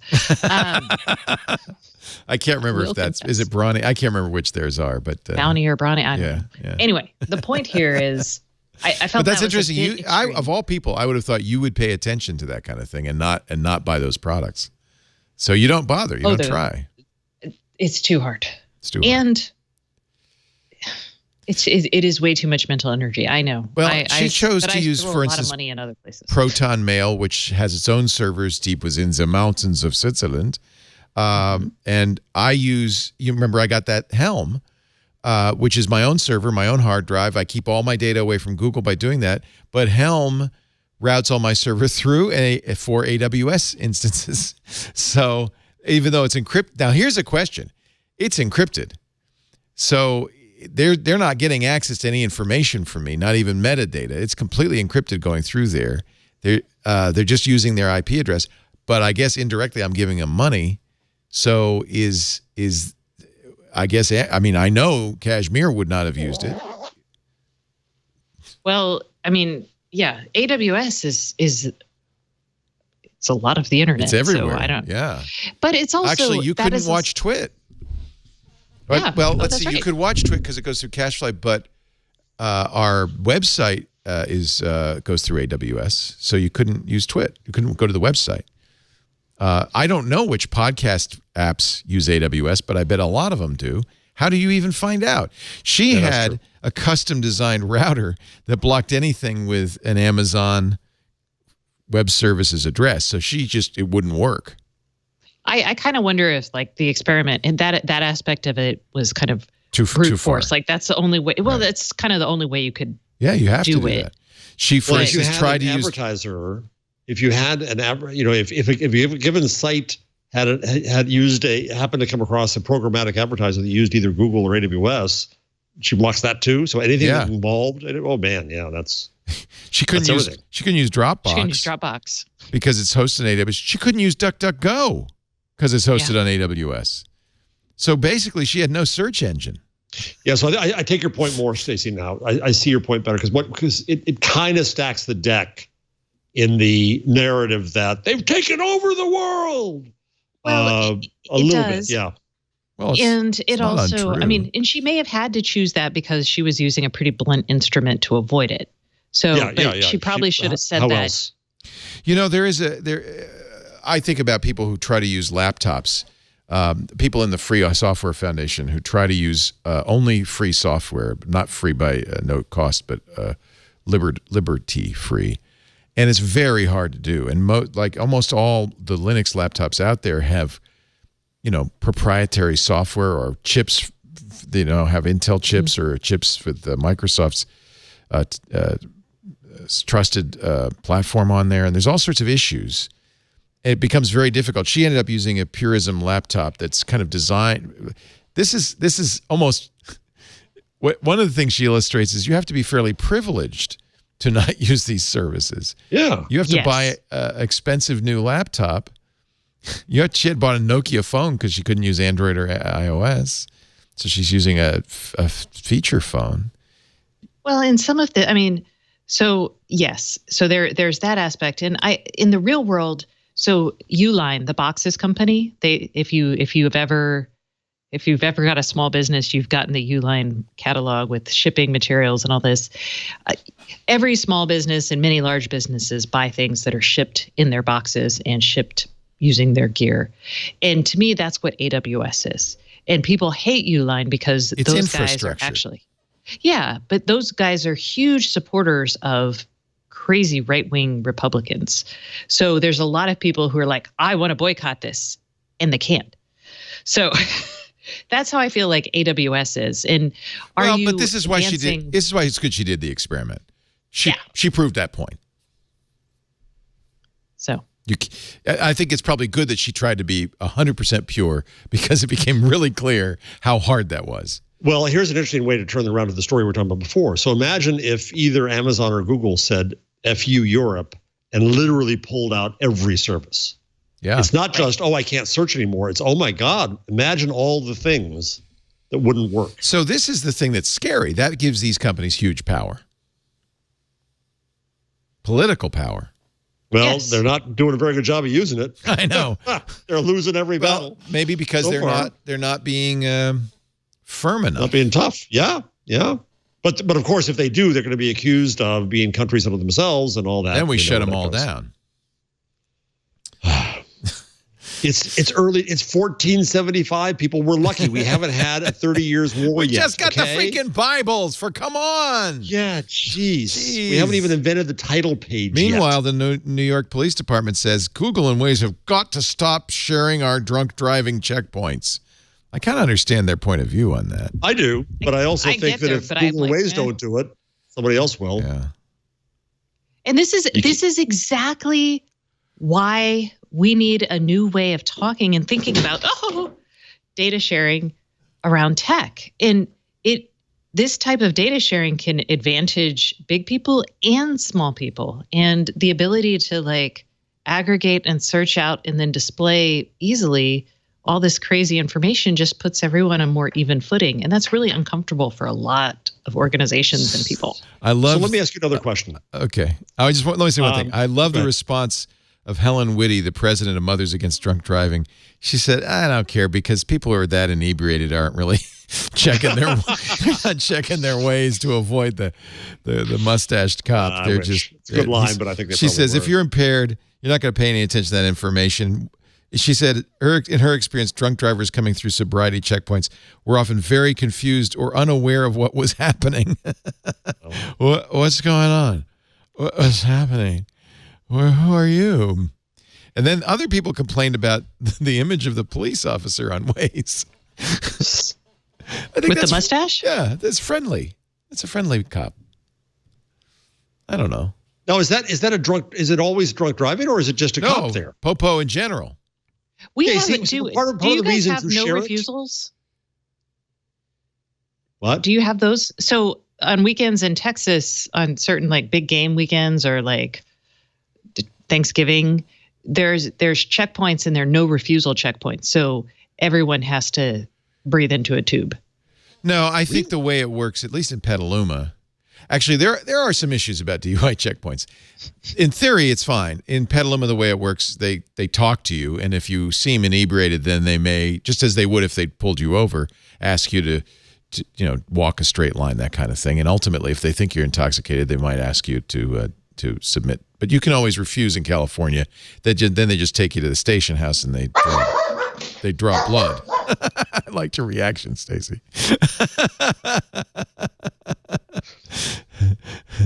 I think the photographer's done shooting your house. That's the sign. But the reason I think we know who's boss. Yeah. The reason I'm not fine of the sobriety checkpoints, at least in our area, is most often who gets pulled over and stopped and eventually their car impounded is illegal aliens. That, in fact, it nets far more undocumented people, please. Yeah, I know you can't say illegal aliens. Undocumented visitors than it does drunk drivers. And I see... It's kind of sad. You go by and you'll see all these cars that have been impounded, and these poor guys and gals. Really? Yeah. They're. So, anyway, there's another political thing to say. My in-laws would say, and good riddance.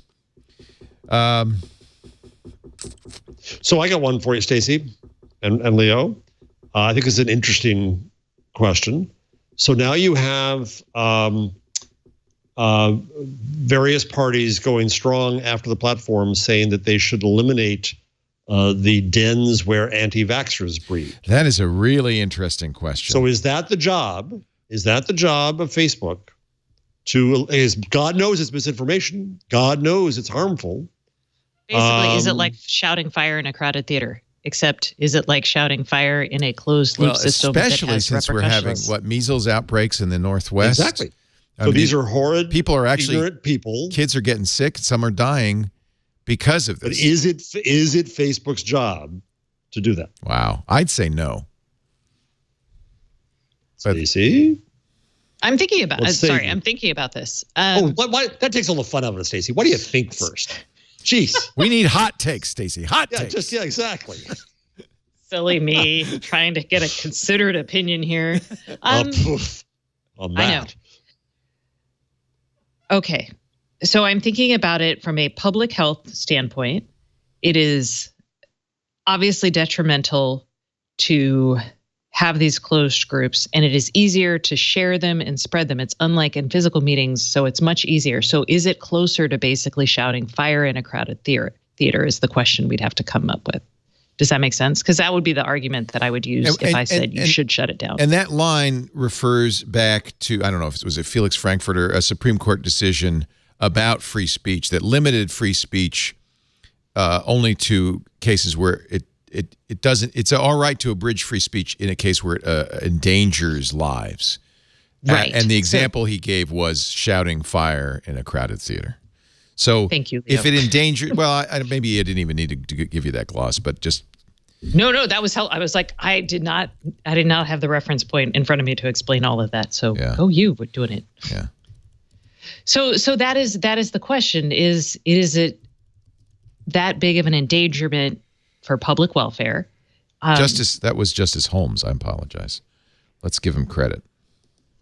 So yes. So that's what I'm trying to think through, Jeff. And I don't. So here's Stacey. What I think, if you're Facebook and you face something similar in the Czech Republic, right? What you're going to hope to say is, government, you tell me what to do. If it's against the law, I'll do it. If it's not, I'm leaving it, right? Because that's what we do. That's our policy here. So in essence. But we don't want the government I think, to outlaw even the First Amendment protects lies. The First Amendment protects mistakes. First Amendment protects bad speech. Actually, and I'm reading an article, it does not. According to the Washington Post, knowingly false statements of fact are often constitutionally unprotected. In instances of libel, fraud, perjury. Right, where there is other law. Or Oliver Wendell Holmes saying the most stringent protection of free speech would not protect a man in falsely, that's the important word there, shouting fire in a theater and causing panic. Yeah. So falsely is important. If it's false and it causes harm, it may not be constitutionally protected. But then we end up in a case where, do we want Facebook and Twitter to decide what's false and true? Do we want them to pre-moderate everything that we all want to say? 11 and 13 were bad. This is worse in a lot of ways. Okay, so I'm not arguing one way or the other. I think the anti-vaxxers are awful, but I don't know what to do. Here's maybe a way out of it, or maybe a thing that could happen. Let's say my child gets the measles and as a result of it is deaf for the rest of her life, and she was hearing. And I view that as a harm. I could actually go after Facebook if I could, because that is a tort situation where I could demonstrate harm. If I could demonstrate it directly back to that group, like let's say my best friend didn't vaccinate their child, that's who I got it from, and it was because of that group, and I could find enough other people, you could get a class action or you could get a significant enough lawsuit that Facebook would then have to act to protect its own economic interests to avoid getting sued for something like that, right? I could say that it is a place that coddled that group or made it possible for my child to get this disease that harmed her, and thus I'm suing. So that's one way we could go after it without the government technically going after it, but the government would be, as part of the lawsuit, we would be invoking the laws of this country, if that makes sense. Incidentally, I'm really going down this rabbit hole. There does seem to be quite an important distinction between deliberately lying and unknowingly lying. Yes. And this goes back to the very famous stolen valor case of 2012. This is fast. I would hate being a lawyer, but I love the law. This is a case where a guy had a habit of lying. He said he played hockey for the Detroit Red Wings. He married a starlet from Mexico. But when he announced he had once held the Congressional Medal of Honor, he violated a federal criminal statute, the Stolen Valor Act of 2005. And knowingly is the key here, that he, what was the final decision? That's the question. I have to read this whole thing to find out what the court held on this. Do you know, Carsten? You went to Harvard. You actually read things unlike us. Was it Harvard Law School? No, but I figure Harvard's Harvard, right? If he went to Harvard Law School, would he be working with us? He'd be rich, I tell you. The judgment of the court is affirmed. The nation well knows, this is Justice Roberts writing, this is only in 2012, the nation well knows that one of the costs of the First Amendment is that it protects the speech we detest as well as the speech we embrace. Though few might find the respondent's statements anything but contemptible, his right to make these statements is protected by the Constitution's guarantee of freedom of speech and protection. The Stolen Valor Act infringes upon free speech. It's overturned. What's interesting about this, I'm going to give you another law case right now. They did not prove harm. They did not prove harm? Is that why? Yes. Okay. That should be the theme of this show, all the proving of harm. Yeah, well, that's an important, that's a very important legal standard, right? Yeah. Yeah, it's you can't say, well, it's just wrong. You have to show harm. You can't say it could happen. Right. So I'm going to say this is related. Did you know that off the top of your head, Carsten? I Googled very quickly. Okay, I was going to be very impressed. If you were in France, you'd still be asking what happened because you couldn't get to Google. So in the case of the Bezos National Enquirer, a fair number of legal pundits on the air were saying, well, I don't know if you can actually charge bribery and extortion in this case because they didn't ask for money.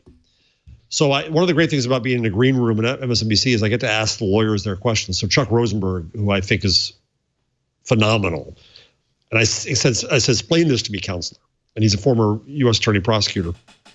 And he said, well, actually, so the problem is that the bribery extortion definition of value, stealing value, is limited.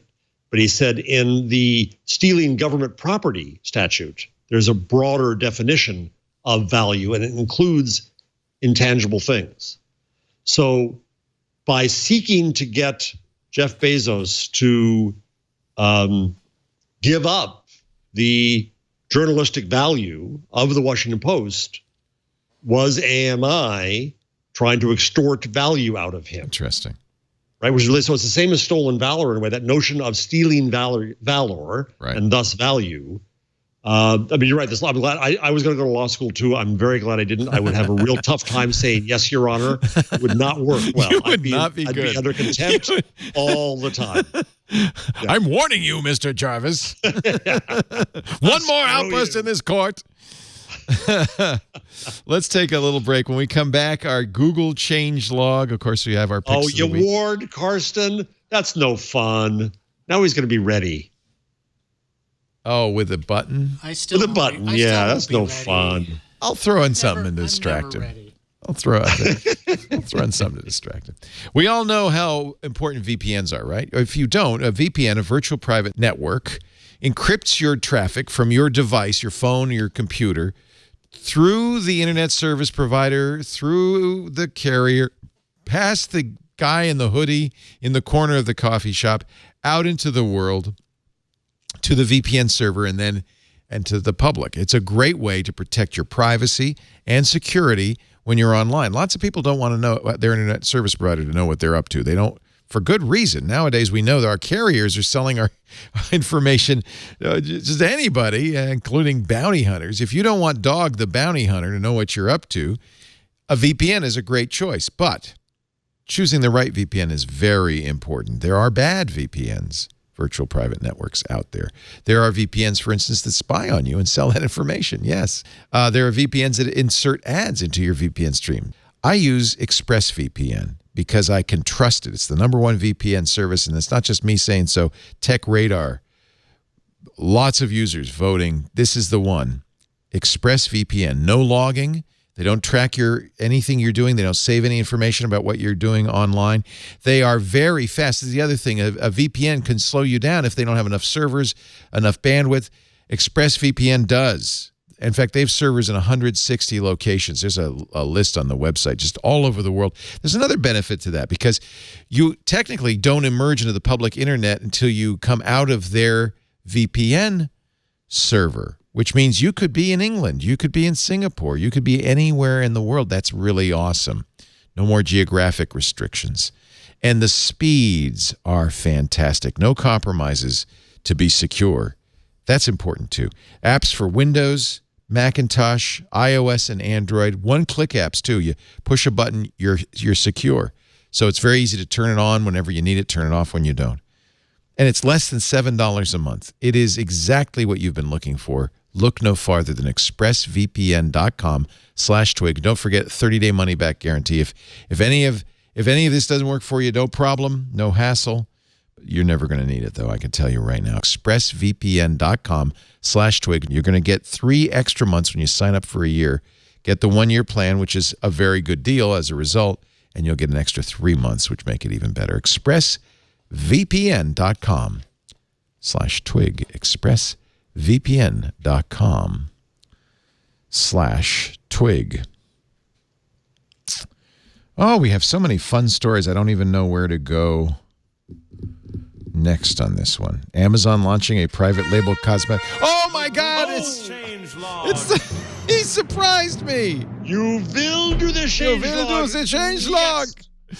Investing. Carsten says. Well done, Thank you, Carsten. Well done. I tried to trick him. He tricked me. I was going to say, I don't know what we should do next. Maybe we should do the change log. But no, he was not fooled. Well done, Carsten. Sundar Pichai in the Google keyword blog. You don't see a lot of posts from Pichai in the keyword blog. In this case, investing across the U.S. in 2019. Sundar starts 1 year ago this week. I was in Montgomery County, Tennessee, to break like data. He's touring the country. He is. Look at this. 2019 Google offices and data centers.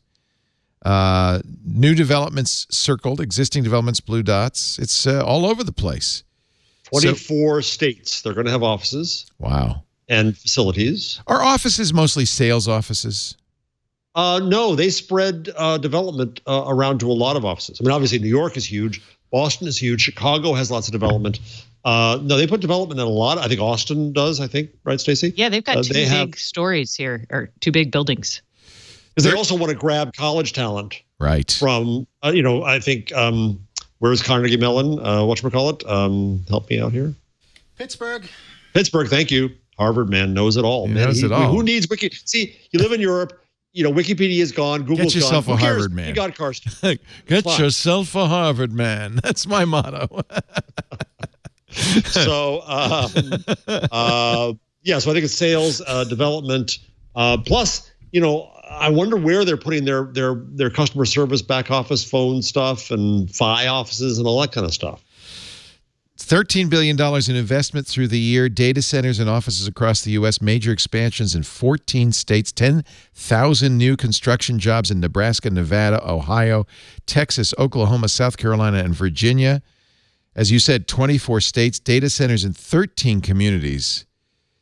Data centers don't create a lot of jobs once the construction's done, do they? No.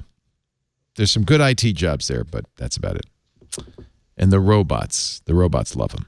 2019 marks the second year in a row Google will be growing faster outside of the Bay Area than inside it. Good. Do you think that's a response to Amazon planning the story that now that New Yorkers are being such jerks about it, maybe they won't put their headquarters in Queens? No, I mean, I think it's definitely a refutation of Amazon's, quote, HQ2 kind of debacle. It's getting worse. That is. Well, Amazon, I'm going to say it right now. I mean this. Amazon, you could be in heaven, move across the river to Newark, New Jersey. Newark, I'm serious. Newark needs you. It has the facilities. You would make a real difference there rather than New York City, though I love New York City too. Audible is already headquartered there. There's a great airport there. All the same facilities and efforts. It's far better. Just move across the river, and we will embrace you in New Jersey. Take the path. You'll be in town in minutes. You're right there, Path or NJ Transit. Either one takes you in. It's fine. I will say Google's move is smart because it puts them across larger number of congressional districts. Oh, true that. Ooh, that is smart. Why give them lobbying money when you can give them jobs? I mean, that would be something to think about. I would think if I were a forward-looking company, Stacey, to take that map and put it against Trump districts. Ooh, didn't look like it was very Trumpy. I could be wrong. The places that tend to be Trumpy are probably not the places that Amazon would go. You guys are so prejudiced. Sorry, Google would go. Oh, for HQ2. Well, no, Google would for a data center. Your remote is fine. And Amazon would for a warehouse. Is Texas not a blue state? So a red state, it is not. I mean, a red state. I get those colors confused. For my the colors time, actually run. Google didn't have operations, or they had very tiny operations because was it Sergey or Larry hated Texas because it was a backwards red state. Yeah, it was a very big deal when Google opened back up in Texas again. So 3 Googlers, 3 are nominated for Oscars. Actually, won them. These are the technical Oscars. Of course, they don't get the TV exposure. Not even Leo, you could host the technical Oscars. Do a deal and then bring those people on the show. That would be so cool. I would love to do that. Yeah, call up whoever. Paul Debevec, Shui-Ming Yu, and Wanchun Alex Ma, and Timothy Hawkins, Scientific and Technical Achievement Awards for their work at the Institute for Creative Technologies, USC. That's where they worked before they went to Google. Actually, Debevec is still a adjunct professor there. They created the Light Stage. This is pretty cool looking. And it's software which captures 3D models of an actor's face for visual effects. That's Zoe Saldana. doing her character in Avatar, so she could do all the acting in that light stage. It's pretty cool. Creepy. Pretty cool. Oh, I knew you were going to say that. It is creepy. No, it's Those not. faces? Look here's the Blade Runner 2049 visual effects using the light stage, because as you may know, some of the characters in Blade Runner are a little older than they appear on screen. They got to figure out a way to make them look young again. And she looks exactly as she did in the original movie. Harrison looks a little older, but see, because androids don't age. So she actually looks... See, you can't cross the creepy line with an android because they're already creepy. Android. They're androids. Right. Yeah. Harrison Ford's an android too. Shut up! Spoiler alert! That's a big one. Big one. Big spoiler. Carsten. Big fat spoiler. You Harvard He guys just got you back for the think you're changelog, so man. smart. By the way, that is up for debate. I don't think it's clear. It's canon. Okay, we got to stay It's focused, canon? you guys, because I know you want to get this over with. It's getting there. Encryption Moving for into everyone. This we talked about extensively on Security Going for Now. a new record, Stacey. No. Stay in there. I didn't know what this was. Adiantum is a kind of I'll leave this to Steve to explain, but clever crypto technique using a cryptography algorithm called cha-cha-cha, and it will make it easier to do encrypted devices for lower-end Android devices without built-in encryption hardware. So that's very good. And they named it Adiantum, which is a maidenhair fern. No reasons were given. Sure. Okay. You named your technology after a maidenhair fern. Yeah, you got a problem with that? It sounds like adamantium. That's what my conjecture yesterday at Security Now was they wanted adamantium, but they couldn't get it. So they said, we'll take out a couple of letters. We'll call it that. Google is adding a add to waitlist feature for restaurants.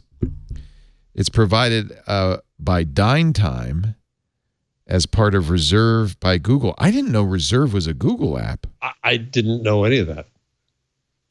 I use Reserve because not everybody is Open Table.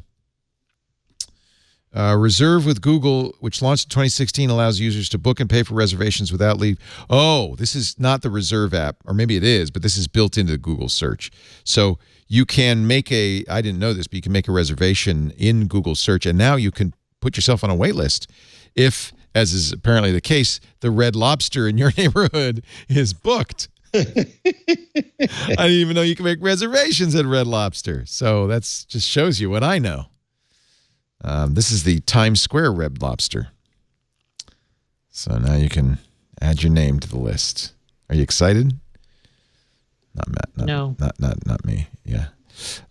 You can. Best Buy is now selling Google Fi data. Phone SIMs, not data SIMs. Phone SIMs for $10, but you get $10 credit on Google Fi.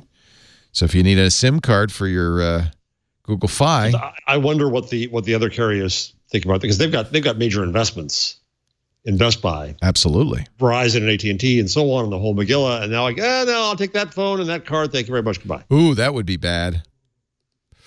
I guess that's the idea, what right? competition does. Yay. It's Yep, great. Yep, I'm happy about it. Yep. I imagine they're not, but I am.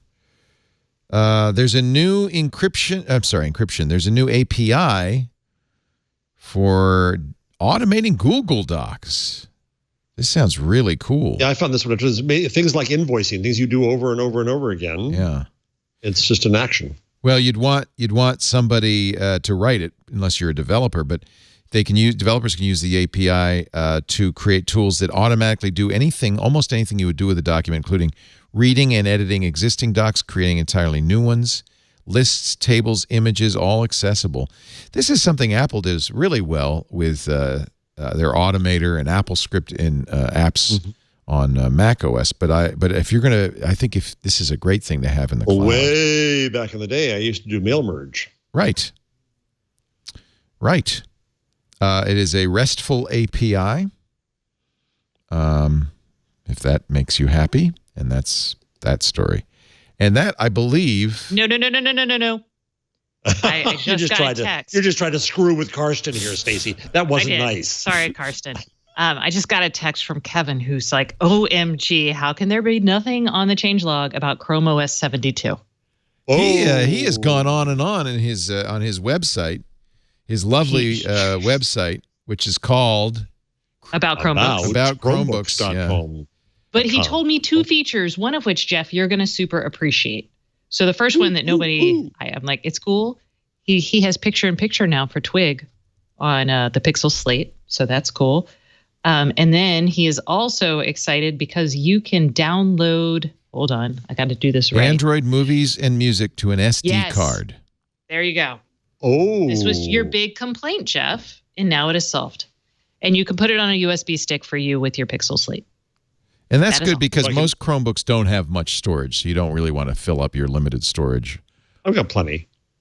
So the advantage of that is that I can move the movie from one place to another? Yeah, or you could just not fill up your internal storage. Okay. You could just put movies on a USB card. Or like when you're on a plane and you don't have a connection to the internet? There you go.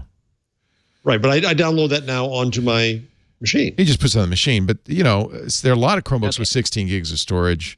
Yeah, I have, like you have Kevin, 64, right? That won't get you across an ocean. No. Not in HD, anyway. Now, go into Chrome OS settings, navigate to the Play Store option, then choose Manage Android Preferences for some reason. This opens the Android settings app just like on the Android phone. From there, you choose App and Notifications, select Google Play Movies, and the Permissions option. Enable the storage permission, and you'll get a pop-up from now on when you download. Choose Download Storage Internal or SD card. Cool. But you know what? That was a lot of words. Just go to the fabulous about Chromebooks.com. Fabulous. So I have an oddity, Kevin, since you're watching. I have an oddity that, and this happens to me all the time because I'm on planes, that for certain domains, not all, like my school domain is fine all the time, but certain domains, like going to United, and I go to the United Club or I go on the United plane, my Chromebook will not see the domain because it knew it in another life.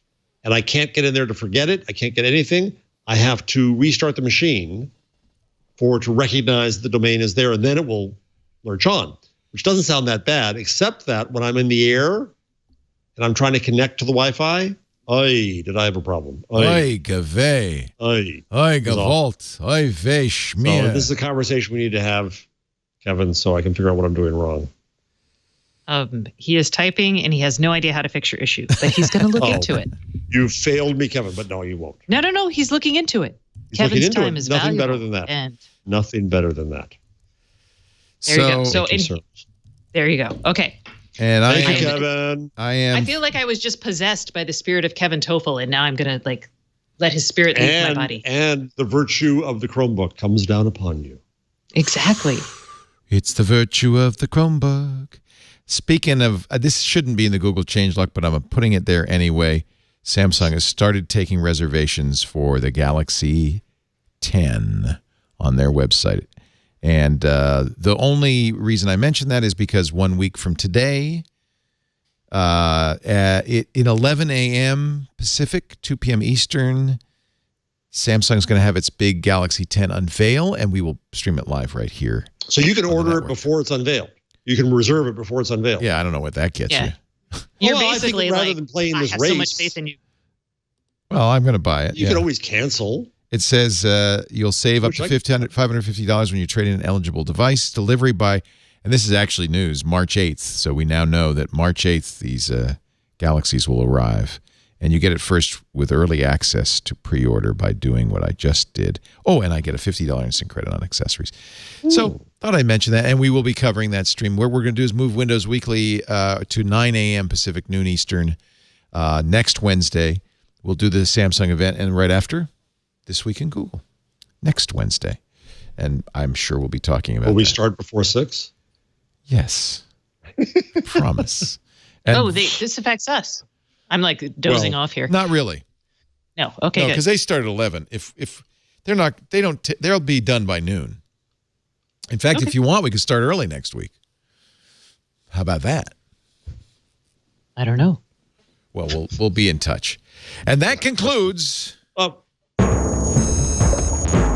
Google changelog. What? No?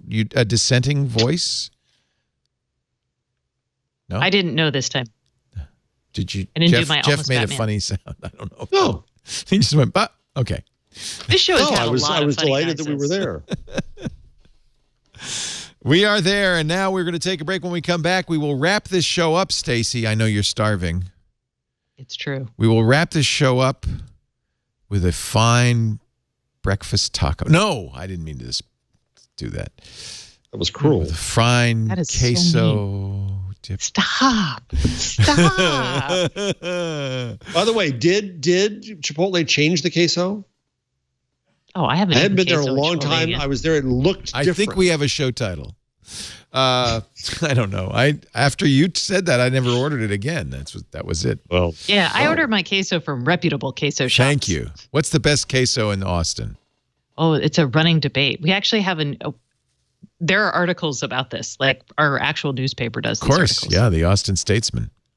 Oh, and I'm hungry during Twig because it's like 6 o'clock, which is like dinner It's time. worse than that. But It's 7:12. Six. Yeah, it's 7:12. Yeah, but 7:12 my it time. also comes in my 4 o'clock snack time. That's why. Well, get a snack for crying out loud while I do this ad. Oh, okay. There we go. Well, we're almost done. All right. We're almost done. I want you to be calm. famous last words, Stacey. Famous last I words. want you to be calm because our advertisement today is from calm.com. The number one app for I'm sorry, I didn't mean to raise my voice. But I was excited. The number one app for meditation and sleep and a lot more. It is a really nice way to bring yourself some peace this new year, reset, establish new habits for your happiest, healthiest self. We're all eating better this year and joining gyms, but what about your mental health? What about Calm? Calm is awesome. App of the year 2017, according to Apple, best of 18, Apple as well. If you head to calm.com/twig, 25%. What do you get? 25% off a Calm premium membership. You get the daily Calm every day. You get 100+ guided meditations covering all aspects of our modern lives, like anxiety and focus and stress and sleep and even relationships. You also get Matthew McConaughey. Yes, you do. Matthew reads sleep stories. They're actually sleep stories from Bob Ross. We were listening to a beautiful Lisa and I love this. We listen to sleep stories. She'll put it on, and when we go to bed, she says, "You want a sleep story?" I say, "Yes, but not Matthew tonight. It's too exciting." Sleep stories from Bob Ross, from lots of voices. What were we listening to? It was so beautiful. I don't know. I fell asleep. They're not too engaging, just a little engaging. If you were too engaging, you wouldn't maybe fall asleep. You go to the lavender fields of France with Stephen Fry, explore New Zealand with Jerome Flynn from Game of Thrones. That's what we were listening to. Oh, that was so beautiful. I learned so much, and I never got to the end. Soothing music, too. Breathing exercises, gentle stretches to relax your body. This actually is an important part of your overall health. This Calm Body is new. These are 10-minute guided video lessons on mindful movement, gentle stretching. This is so big for me. I'm doing these. I love them. You're going to love Calm. I want you to go to calm.com/twig. And if you do, you'll get 25% off a Calm premium subscription. It's available on iOS, but also available on Android. It's a beautiful app, a wonderful app. You're going to love it. Calm.com/twig. Calm. CALM.com/twig. I love that. I love it. I feel better already just talking about it. So you need to do this before you need to do the Calm commercial before you do your Facebook discussions. I think it would just calm us Or all after. down if from now on I would just, do that. It's very relaxing. Stacey, hi. Oh, she's so calm. Wake up, Stacey. Nothing's Wake up. coming out of her mouth. She's just moving her Oh, lips. sorry. I was muted. I was saying, hello. Hello. I'm here. You could do these. Ready to tell you about my choice. Oh, I wish please hire Stacey. She would be, you have such a nice voice. You'd be great for that. I get too excited about things. I know. I'd be like, hello. Oh my God,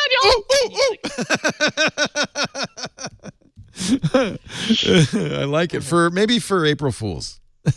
That's true. There you go. You're like, Stacey's so chill. No, she's not. Okay, my thing for this week is our review. I'm shameless self-promotion this week of the Hubitat, which is a privacy-centric smart home hub with all the radios you need. I love the name, Hubitat. Yeah. Now, Kevin did the review because I'm leaving and I can't install crazy stuff at the moment. But the important thing to note that Kevin is a very generous reviewer, and he hated this hub for anyone who was not a diehard user of home automation software. So many of your audience will appreciate this hub. It does not have a native app, or it does not have an app at all. It's basically you interact with it through a web browser. Oh, like the old days. That's nothing wrong with that. Yeah. No, but it is not for, your person who does not want to spend hours programming a light switch to turn on and off when you hit a button. Oh no, right? That's our audience. You're right. That's why I was like, oh, they will love this hub. Yeah. And what it does is it keeps everything local. So if your internet goes out, you still have all your automations. All your data from your devices stays on the hub. You actually do go out to AWS for the login. So if you're Kashmir Hill, you're not going to like that. But for everyone else, this is a very privacy-focused hub, and it's only $100, which is not a lot to spend. Nice. Very nice. Oh, yes. Sorry. I like it. It is a wonderful hub. I highly recommend that everyone choose it. It's a beautiful, beautiful hub. You've hypnotized me into buying it. Not you, Jeff. Don't buy this. You will hate it. It will give you a heart attack. Please do not buy it. It's too much for you, Jeff. You're just not ready for it. Oh. Someday, perhaps. I think the frustration would really just drive you nuts. Let's listen to it. No! No. Well, Jeff, listen. Little Bob Ross. It's gonna calm you down. Oh, my nephew's having a Bob Ross birthday party. You're kidding. How old is your nephew? Oh, wow. He's 8. He's the quorkiest kid. I love him to death. Hello, I'm Bob Ross, and I'd like to welcome you to the 20th He went as Bob Ross for Joy Halloween. Series. You're kidding. He's an 8-year-old Bob Ross fan? I'd like to thank Yes, you very it's much for adorable. That's kind of great. Another series of painting shows. If this is your first time with us, let me extend a personal invitation for you to drag out your brushes and your He's a little hyped. Paint He's a little hyped up, Bob is. He's a little overexcited right now. now. A happy little picture today. So let me tell you what I've got done. Happy little picture. Jeff Jarvis, a number, please. Well, I was going to do this because earlier today, this morning, I went to my calendar on Google and everything was an hour off. What? And then I looked at my clock, which has automatic daylight savings, and it already hit daylight savings time, and it was an hour off. And I went online, and somebody said, "Yeah, that happened to me in Australia last week," and somebody else said it happened to me in Europe. But I think maybe it was just craziness. That's not my number. Unless any of you out there found that you also had an hour off today, what happens to the world when Google? I'll give you a changes the time check. It's 4:20. So here's my number. Thanks, Here's my Elon. number. A tribute to, this is very sad. This makes me extremely sad, but also very grateful for all we got out of it. Yes. Opportunity rover died. Oh, the end of the line for the 14 longest living years. Mars rover. Leo has on his screen or Carsten does, a magnificent Times graphic that shows the full route of the rover. If you go through scroll, you'll see that it went something like 26 miles. Keep going. She was a beauty. Landed in the Eagle Crater, and then you see how Opportunity meandered around Mars. Saving the world for us. Yeah. Found evidence of water. That's really nice. And left something for the Martian to be able to get back to Earth. Oh, really? Was it Opportunity? Oh, that's right. Yes. Was it? In The Martian, he went and got a nuclear reactor from one of the old rovers. I don't think it was. Was it Opportunity? No. I don't think it was. Well, he got. That I was forget what it was. Curiosity. Opportunity died because it doesn't have a. Right. If it had only had Harvard does it again. Again. Well, actually, that was curiosity.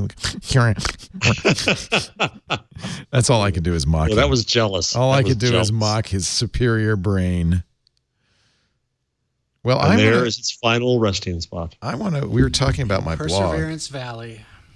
Perseverance Valley. She persevered. Oh. We were talking about my blog, and I don't know if anybody's noticed this, but of late there's been this big button showing up on my blog that will read the post. I was so excited when we launched the new screensavers 3.5 years ago. Since then, it's been one of my favorite shows in our... Now, I know people who have accessibility issues probably already have a screen reader, and so maybe, I don't know, you tell me, is this a bad idea or not? But this is a easy-to-install plugin. Doesn't work well with pictures. But it will read your posts in you could choose the voice, male or a female voice. It's really, I think, kind of an interesting thing to have on your blog, and it's easy to install. This is a WordPress blog, so I just added a block. Actually, let me log into my WordPress account, and I will show you. So what you do, it's a really simple thing to do. See if WordPress lets me log in. Sometimes they require me to answer an email. Nope, good, let me log in. So if I go to my site and I go to customize. Oh, now it wants me to log in again.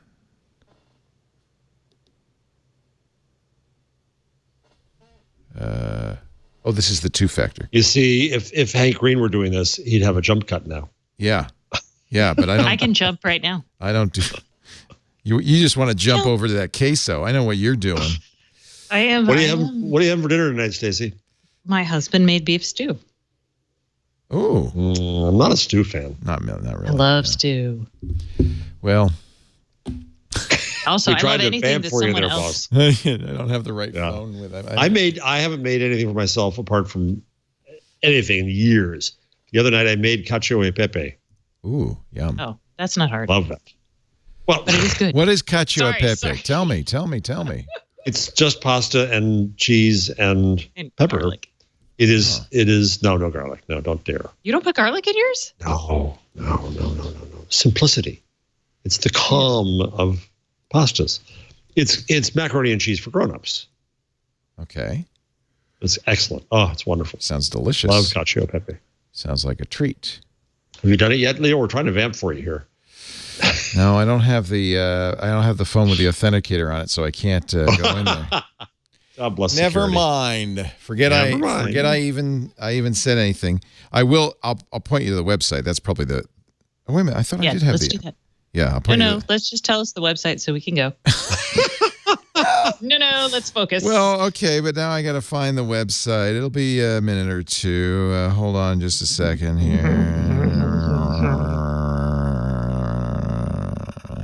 This wasn't as well prepared as I thought it would be. No, really?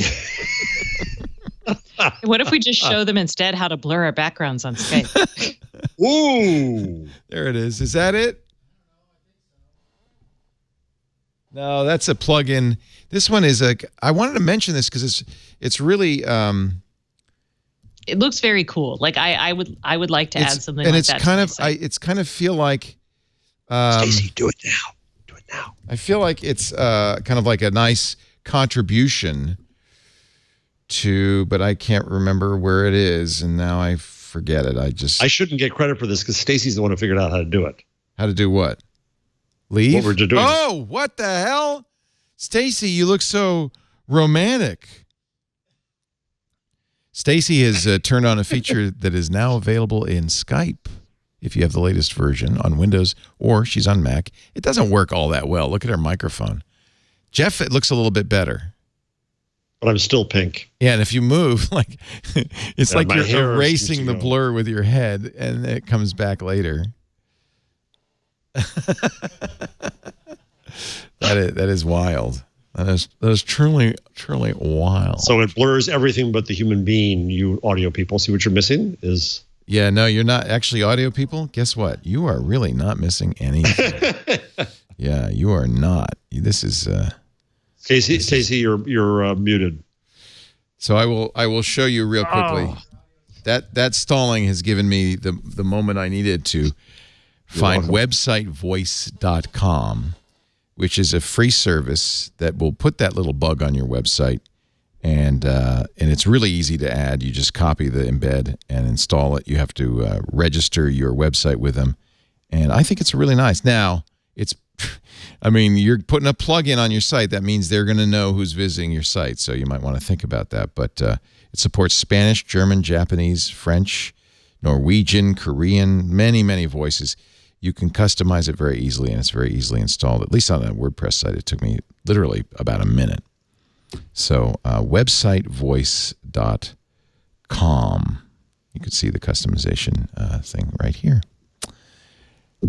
Ladies and gentlemen, blurry or not, we have come to the end. It's queso time. Come to the end of this show, and Stacey couldn't be happier. Stacey is stewing. She's so happy. Stu is waiting. Stacey Higginbotham is at StaceyOnIoT.com. She does a great podcast with Kevin Toffel about the Internet of Things. She's at GigaStacey on Twitter, and she is a much appreciated regular on this show, as is our friend Jeff Jarvis, who's been here since the very beginning. How many episodes now? 495. Oh, we're gonna have a party at 500. Yeah, we're getting close to 10 years.